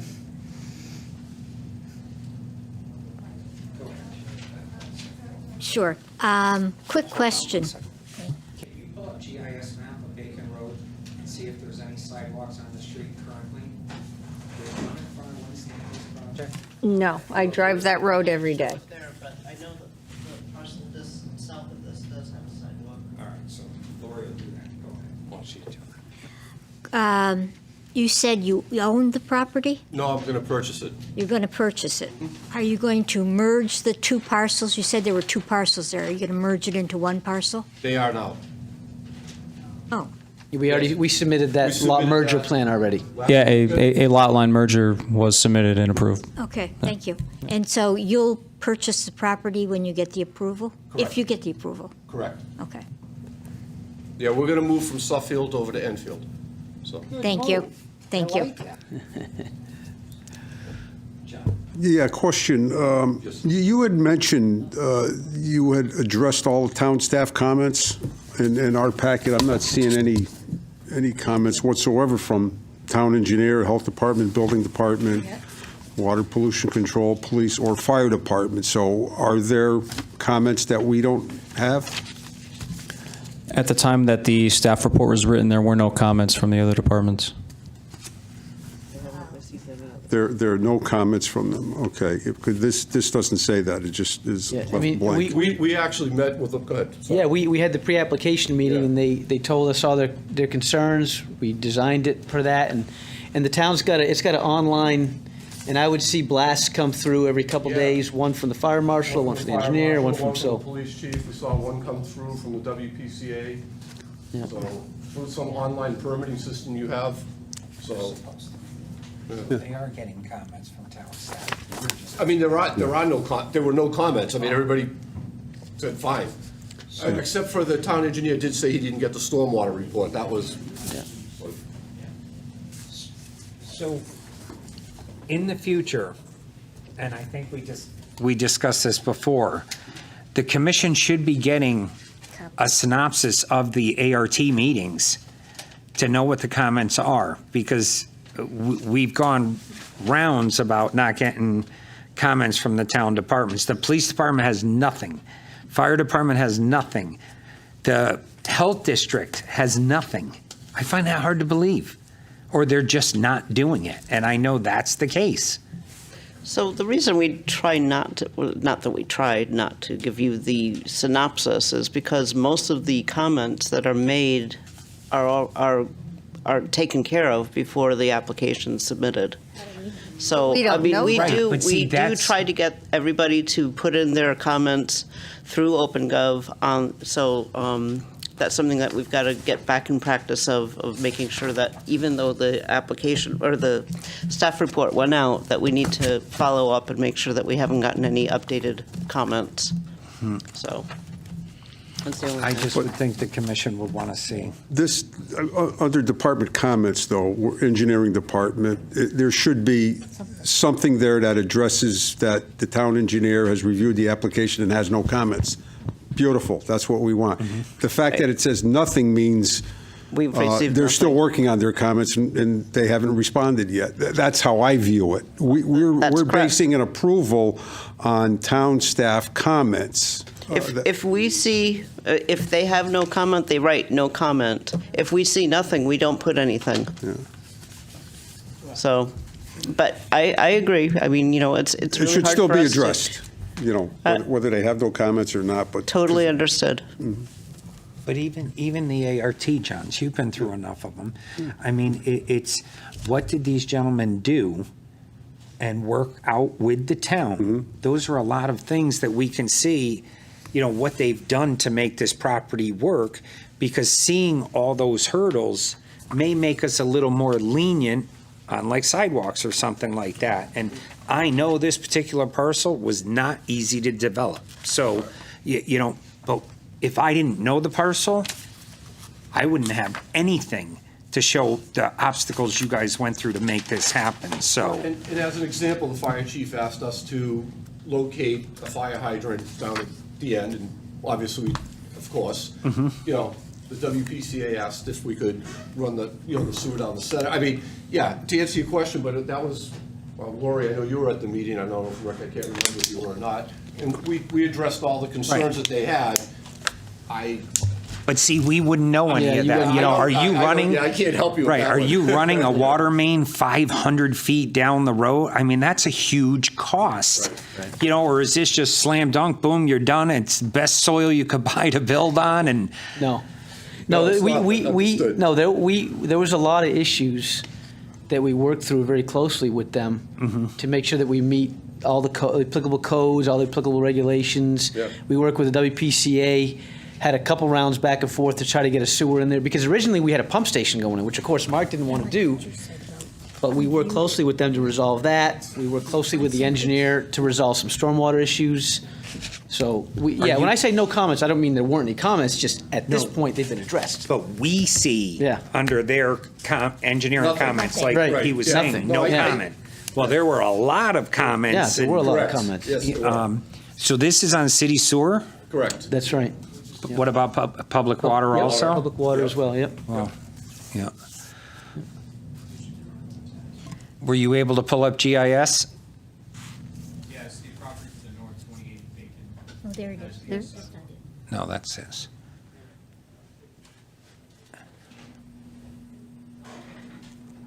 So what was, I'm sorry, 28 Bacon to the north has the sidewalk. Yeah, it's further down. I mean, it's foul. I mean, no offense, it's going to be a sidewalk to nowhere. I mean, I understand. Listen, I get it. so the property next to you is vacant also? Correct. And when somebody comes in to build that, they're going to put sidewalks in. Eventually, the goal is they'll connect. Maybe. And I understand. I didn't like it either. I've been building in town for 30 years, but I understand the principle, and the commission has been pretty strict on not waiving sidewalks. And the only thing I will say to that, and, I build one or two developments myself and have for a while, and one of the greatest concerns that's coming up now is everybody wants concrete. And it's failing, and it's costing the towns a lot of money to maintain it, and they're getting trips and fall suits now. So one of the things I would ask, if you want to put a sidewalk in, let me do a bituminous, do bituminous. That way there, it's not going anywhere right now for the next, unless I buy the parcel next to it, which we're trying to work on it, but that's off the record. But if I can do that, I'm happy to do that for you also. So for the age-restricted building going up on Hazard Avenue, they were in a very tough situation with the sidewalks on the right side. And we agreed to allow them to put the sidewalks on the left side going to all the healthcare facilities. And if the right side is ever developed, the property owner next door, they would have to connect the sidewalks. They would have to finish that side of sidewalks. You remember that, John? I remember an issue with the sidewalks for that property, yes. So we allowed them not to put them in now, but if the property next door when the property next door is developed, they do have to finish those sidewalks. Who's going to remember to check on that? It's in the it should be We're there. I gonna mean, have new It's in the people. approval. well, what I'm saying is in this particular situation, same thing, it's a sidewalk that goes to nowhere.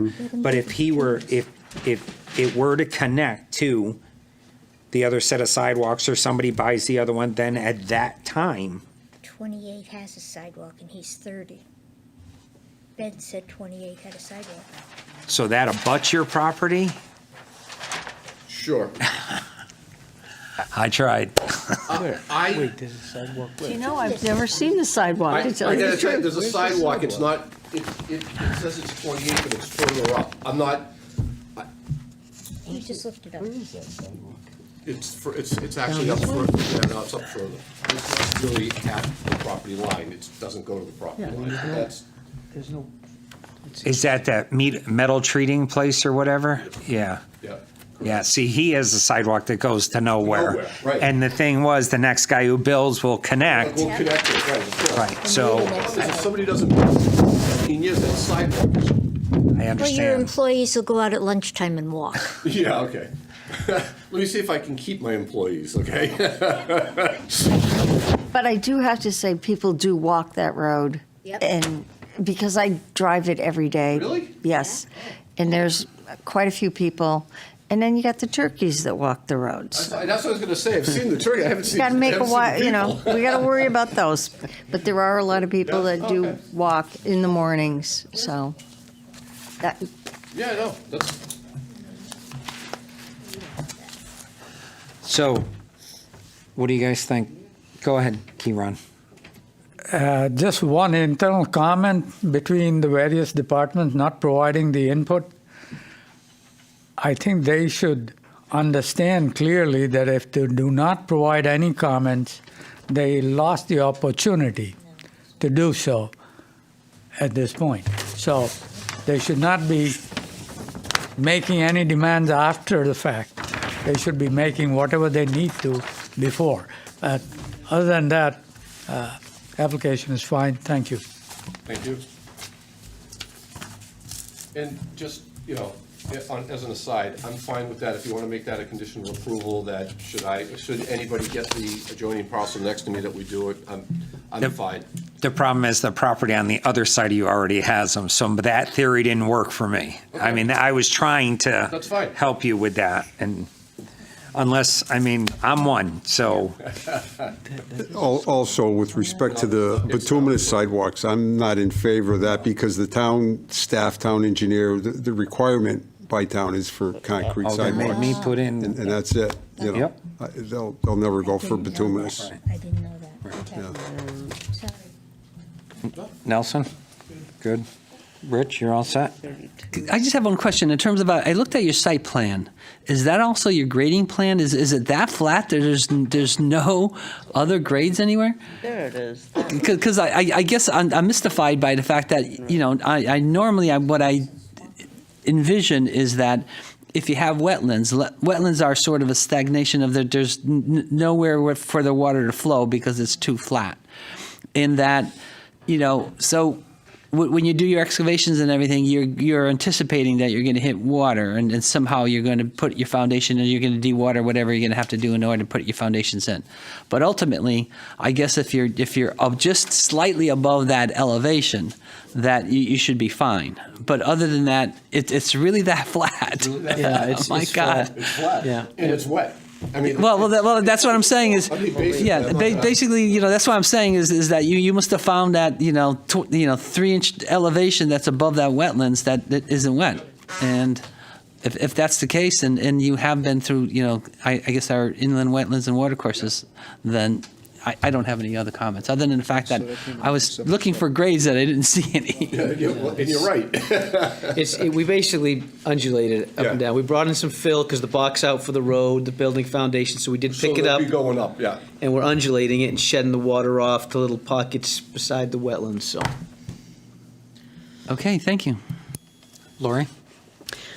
We just opened up the OpenGov, and actually there are some comments. They were just not finalized. John Cabibo said all the previous engineering comments have been addressed on the latest plans, except submission of a stormwater drainage study, which was alluded to, and that was complete. That was on December 7th. Is there anything from Health? No, it's public water, public Nothing sewer. from Health. Fire? Nothing. And Building Department? Nothing. Water pollution control? Nothing. So, I mean, this goes out to all of the departments. They have ample warning. The second we get the application in, we put it in the system, and it goes out to these departments. So we cannot, if they don't respond, it's on them. We can't be babysitting all of the different departments for every application. We try to remind them, but. Right. Okay. So, I mean, we do try to, find the comments, are you sure you don't have any comments? But, I mean, I will say that they did address most of the comments that I heard at the ART. Mm-hmm. And once they're addressed, there should be I have no comment, because they're happy. Or it says, all comments and concerns have been addressed. Right, And yeah. then that goes to what John's saying. Now we know engineer was involved, they Yep. acknowledged it, they corrected, but what we see is Thank you. Nothing. nada.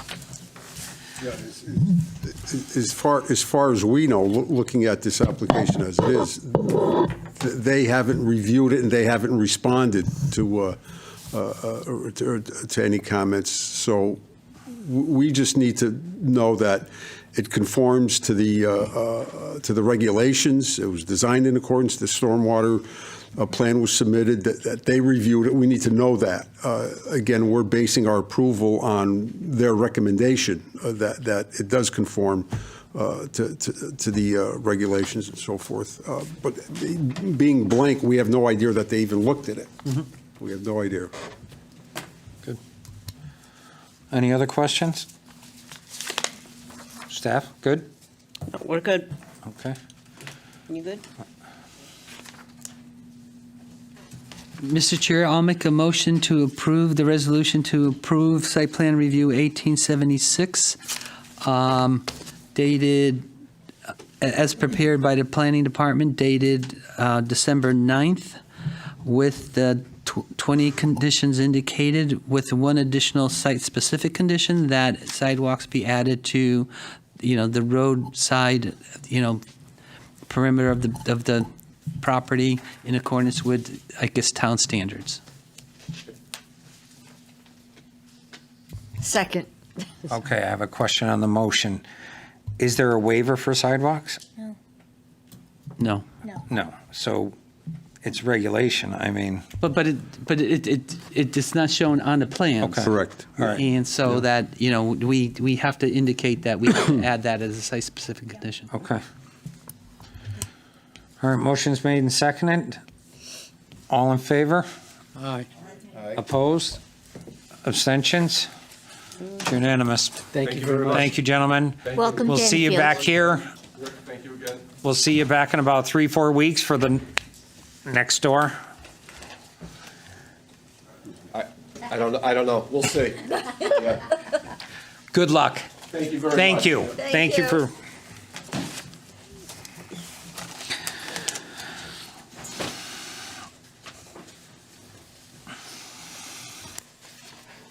Okay, old business? Seeing none? Other business? Leeds and Stevens? Yes, Mr. Chair. So back in 2006, Leet Stevens received a modified special permit such that they could operate their crematory up to 90 hours a week at 61 South Road. One of the conditions of approval was that the applicant shall submit monthly reports to the planning office that demonstrate compliance with that condition. And we have been receiving, since 2006, every month, a report from Leet Stevens showing that they have been in compliance and not even close to coming to half of what their maximum would be. And I'm wondering if this commission would be willing to modify that condition of approval. We now have a 3-inch notebook that is absolutely packed, and we're starting a new notebook. Ginny's like, yes, I know what she's talking about.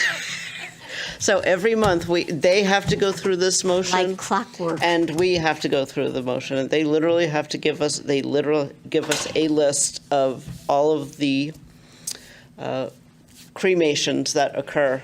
I think you could leave the 90 hours in and take out the proof, take out the necessary report. Only Yeah, I mean, because, I'm just talking about the report. yeah, It's I have no problem with getting rid of the report. They're the only ones that do it, and they've been unbelievably, Yeah.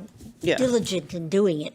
Yeah, they've been very diligent, such that we have a 3-inch binder that's falling out at the seams and starting a new one. So they've been in more than compliance the entire time. And it's extraneous information that nobody really looks at, and they've been in compliance since 2006. I'd leave the 90 hours in only because there had to have been a reason why they specifically said 90 hours. All the people were up in arms. Yes, so that's why I'm not I'd leave even the 90 hours in and take out the need for a monthly report. just the need for the I disagree with that in terms of, I think that, in this electronic age, you don't necessarily have to save all the paper copies. As long as they submit something and you make an electronic copy of that, but it's for the peace of mind of the residents that live there. It was a very contentious hearing that occurred, and it was only approved by 4-3, vote. So it wasn't, and basically right now, you cannot have a crematory in any kind of a residential zone. Basically, it has to be in an industrial zone. It has to be separated from, all kinds of, by significant distances from any kind of residence.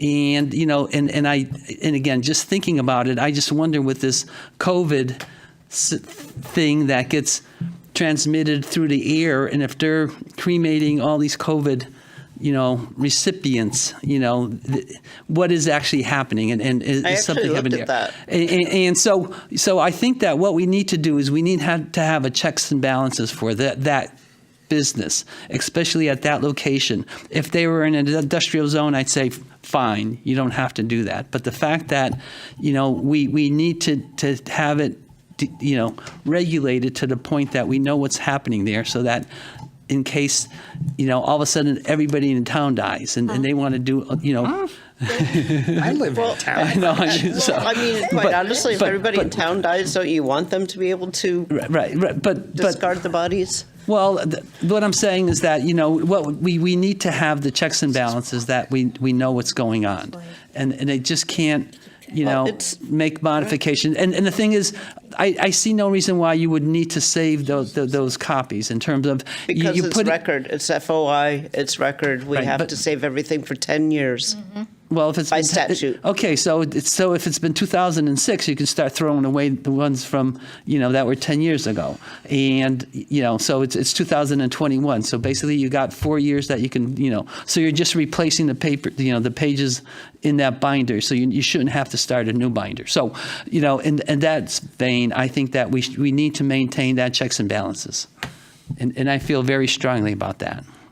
Can I make a motion? All set, Rich? Yes. Ginny? I think that I'm not an expert on this, and I don't want to be an expert on this, but I would assume that the funeral home keeps records of its own on what they've done with. They're sending us So the records. I'm sure the town could get a copy of that should they need it. In all the time they've been giving reports, no one's ever needed a copy of it, to my Never knowledge. to our knowledge. Yep. Okay. But it's not necessarily that anybody needs that copy. It's a checks and balances. As soon as you don't have somebody that has to report something, then modifications could always be made. But if they're always reporting it, then modifications cannot be made. So I think that once we have conditions, we should not lightly, because of convenience for somebody, because they don't want to do some paperwork, that all of a sudden we relax those conditions because of the fact that the people around that facility need some kind of a closure, and this is the only kind of closure we have there. Right.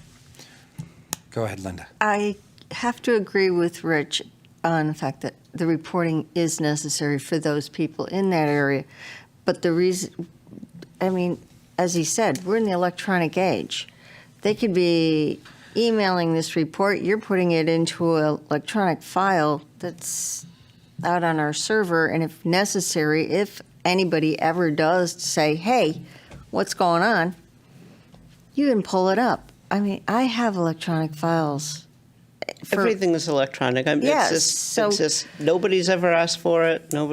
It's just, so it's your decision. I have to agree with Rich. It was very contentious, and a lot of people are still upset about it, still being over there, so. I got a question. How many inquiries are you getting for people to review this report since it was approved from, the neighbors and? To the best of my knowledge, never. Yeah. To my knowledge, none. And Jen, you worked there before I did. None. Hold on, Rich. T-Ron? Yeah, I think I have very similar comments that nobody has shown that kind of interest other than at the public hearing many years ago. Why then continue to impose that burden on a taxpayer in town? I would remove it. Number two, there may well be a state health department record keeping that the funeral homes are required to report to. So why make it more difficult? Nelson?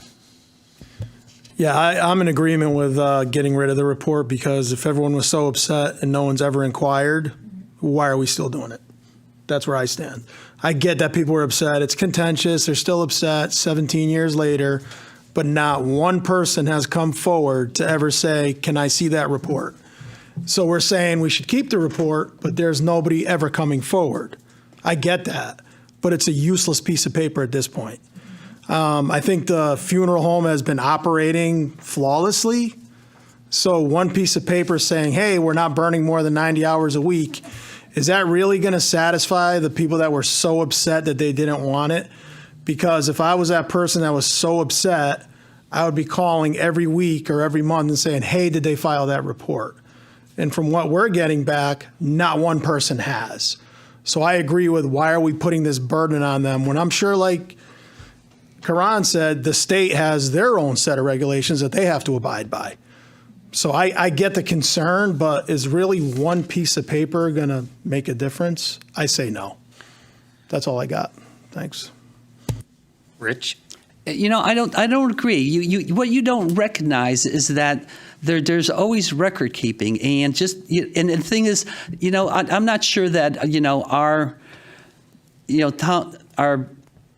that Lori Whitten can say without irrevocably, she's only been here for 2 or 3 years. So, and this has been going on for 17 years. So for you to say that you've never seen or heard, it's just for the time of period that you've been here. You can't say that since the start of time that nobody has done that. But it's a matter of keeping record of what is going on. And, I guess this was part of that decision that allowed that 4-3 vote to go one way or another way. And that, that the person who got swayed could have said, okay, as long as we're keeping a record of it, then let's approve it. But if they said, okay, we're not going to keep any record of it, then he would have voted the other way.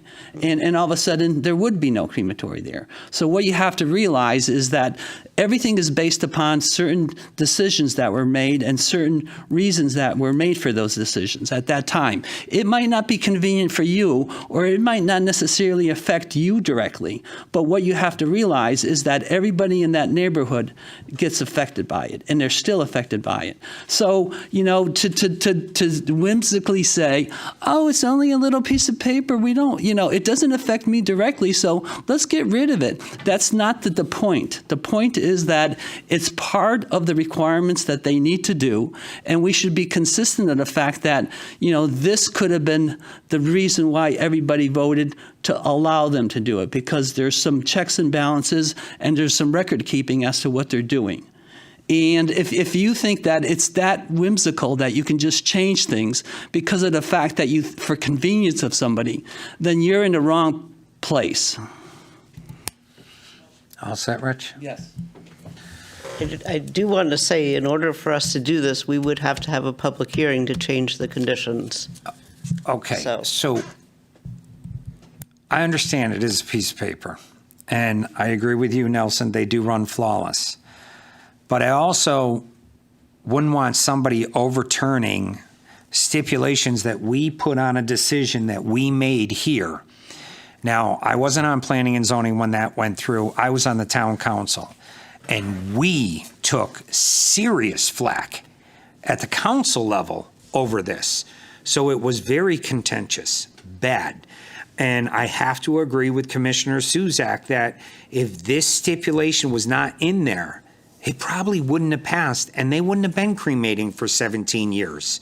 So I'm not willing to overturn a condition of approval. One, I wasn't part of that, and it's there for a reason, and it was a split decision. So yes, I agree with you, Lori, but I do, sitting on this side, and we put conditions like fleet vehicles.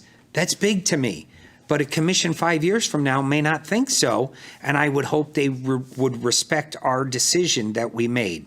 So although I do agree with everybody, I'm going to side with Rich on this one. I'm not going to overturn something a previous commission did. But I'm one vote, so go ahead, Linda. One other thing is we try to be consistent and we try to set standards. And by this previous board that was sitting here who made this decision to reverse it, it kind of makes us look whimsical almost. Like, oh yeah, well, they made it 10 years ago, so let's just overturn it now. And I don't think that sends a really good message. There was a reason for it. I agree with Commissioner Suzak. This was huge, and the only reason it probably got passed was because of this condition. I was never, there was never meant to be whimsical. I understand everything that you're saying. It was just one of these things that just seemed to I would do the same thing if I was sitting in your chair. Absolutely, it's nothing. I understand, Lori. Disrespect to anybody, trust me. And I understand. I was here we when do it have to file this, and I was part of records management, trying to put everything on microfiche and the cost. And I understand, but I know how strongly the residents felt about this, and I'm not going to go back on them. So okay, but. Is this got to go to a vote? We'll work with Leet to try to make it easier on both ends. Do we got to vote on it? Digitally and, yeah. We vote on it, Lori? No. No. Okay. Okay. Okay. If I may, they come in once a month with a piece of paper that's computer generated. It seems to me it'd be a lot easier. They have to generate it on their computer. Just email it to us and we'll put it in a file. That way there we have a record of it, rather than. We're good with it. We're all good with that. Okay. We're all good with that. It just makes it's more convenient for them, and it's just as easy for us. Well, we will make it work digitally. We were just thinking, well, maybe we don't need this anymore. But obviously, I was mistaken. Oh. Correspondence? Ginny? Lori sent us that email a couple weeks ago about that Connecticut organization, and I signed up for it that Tuesday. I found it very interesting. But there's one more coming up on I think it's next Tuesday, Lori, and it's on lot sizes. And I thought that might be of interest to some of the guys. I plan on, I've already signed up for it. Linda? I finally sat down and watched the Aquifer Protection 8-hour.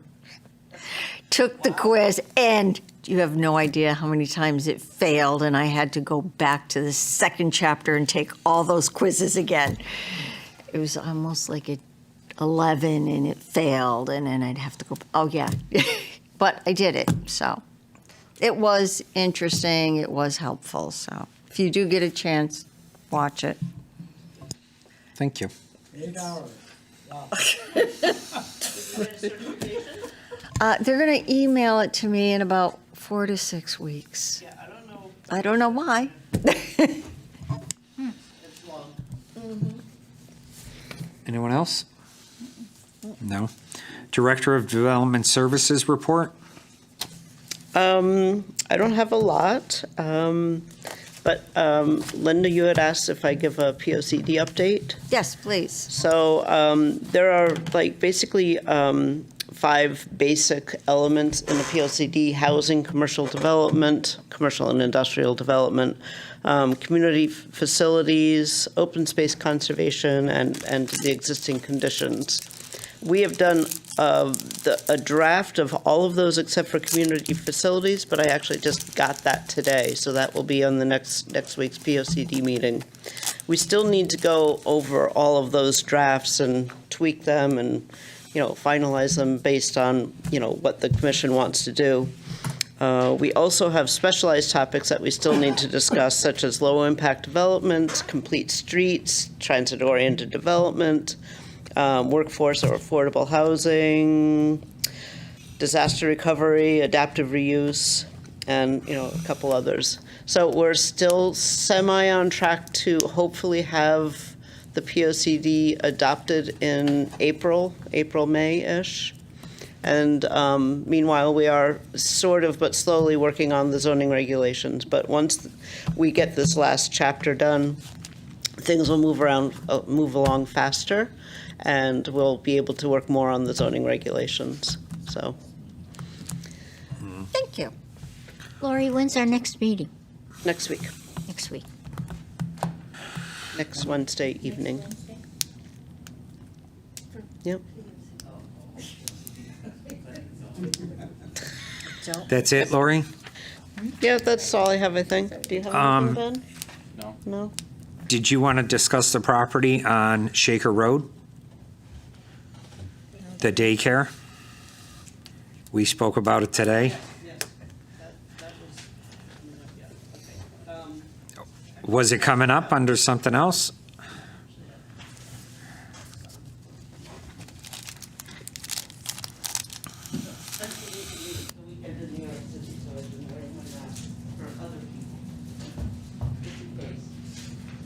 So this is the learning center that we approved in the summertime. And if you recall, there were some drainage concerns from the neighbors, and so the applicant had the drainage swale put all the way around the parcel. I don't know if you remember that. So originally, they just had it about in the back, and now they're proposing to, and then, per the commission's request, they put it all the way around.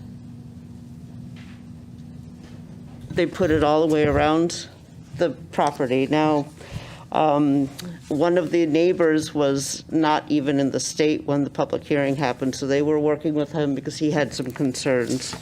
And what they would like to do is reduce that area that I've shown in orange here. And so not have the swale there. The drainage calculations were recalculated. There would be a slight reduction in the storage area, which would raise the remaining basin by 1 inch almost. And that's for a 100-year storm. So basically, it would be going from elevation 129.06 to 129.13. And the top of the basin berm is actually at 192.5. So the basin will still hold with ample extra room, any increase in elevation of the 100-year storm waters. So this is what we would consider a field change, but I talked to the chairman, and we decided that maybe we'd just bring it here just to make sure everybody, see what everybody's thoughts were. The reason I had Lori bring it back to us is because this was a hot topic with us that we discussed. It was a public hearing. There were neighbors here that were very concerned about their yards flooding, and we wanted the storage of the water. Now, do we have an email from this neighbor? Do we have any correspondence from the neighbor? I don't believe I do. Right, I don't think we do. The neighbor, it's a rental property. I went out to this property. Lori had discussed it with me a month and a half ago, maybe a month ago.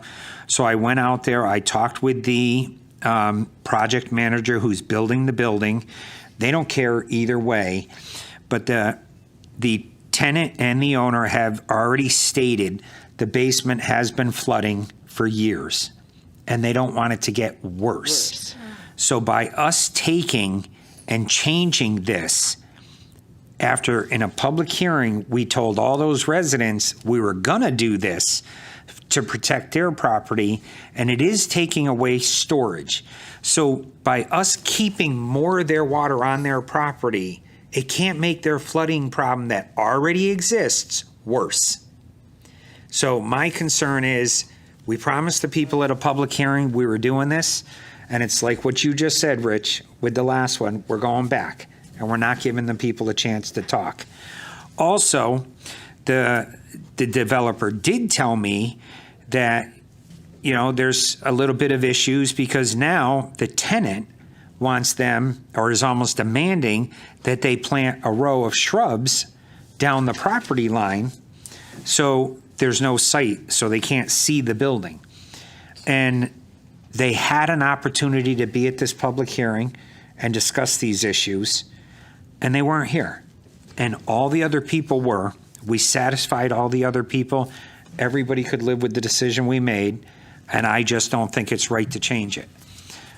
But I'm one of all of you guys. I thought you should have a say on it. I agree. I We made agree. the conditions. Leave it the way it is. Yeah. Okay, so if they want to have it changed, you want them to come back and present?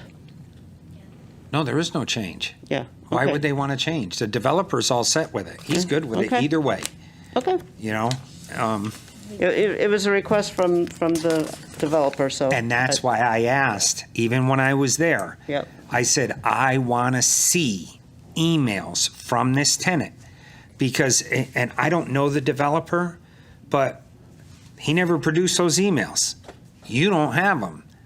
Is this even a real don't. thing, or are they just trying to cut back on drainage? Yeah. So I don't have any of that. We approved something, we were all good with it. All the neighbors that were here were good with it. So A tenant really doesn't demand anything. It'd be the property owner. Well, I'm just, Yeah. It's No. not the property owner. right. Well, the guy lives like next we said, door, like- and he says he's speaking for him or whatever it was. It doesn't. There's no proof that the tenant or the owner of that property is even the one requesting this, because at the site the developer could not produce the emails, and Lori doesn't have them. And to me, that's big. What an easy way to try to shortcut some work by saying, oh, they want us to cut back 60 feet of drainage. Yeah. So. Okay. I'll relay that to them tomorrow. Thank you.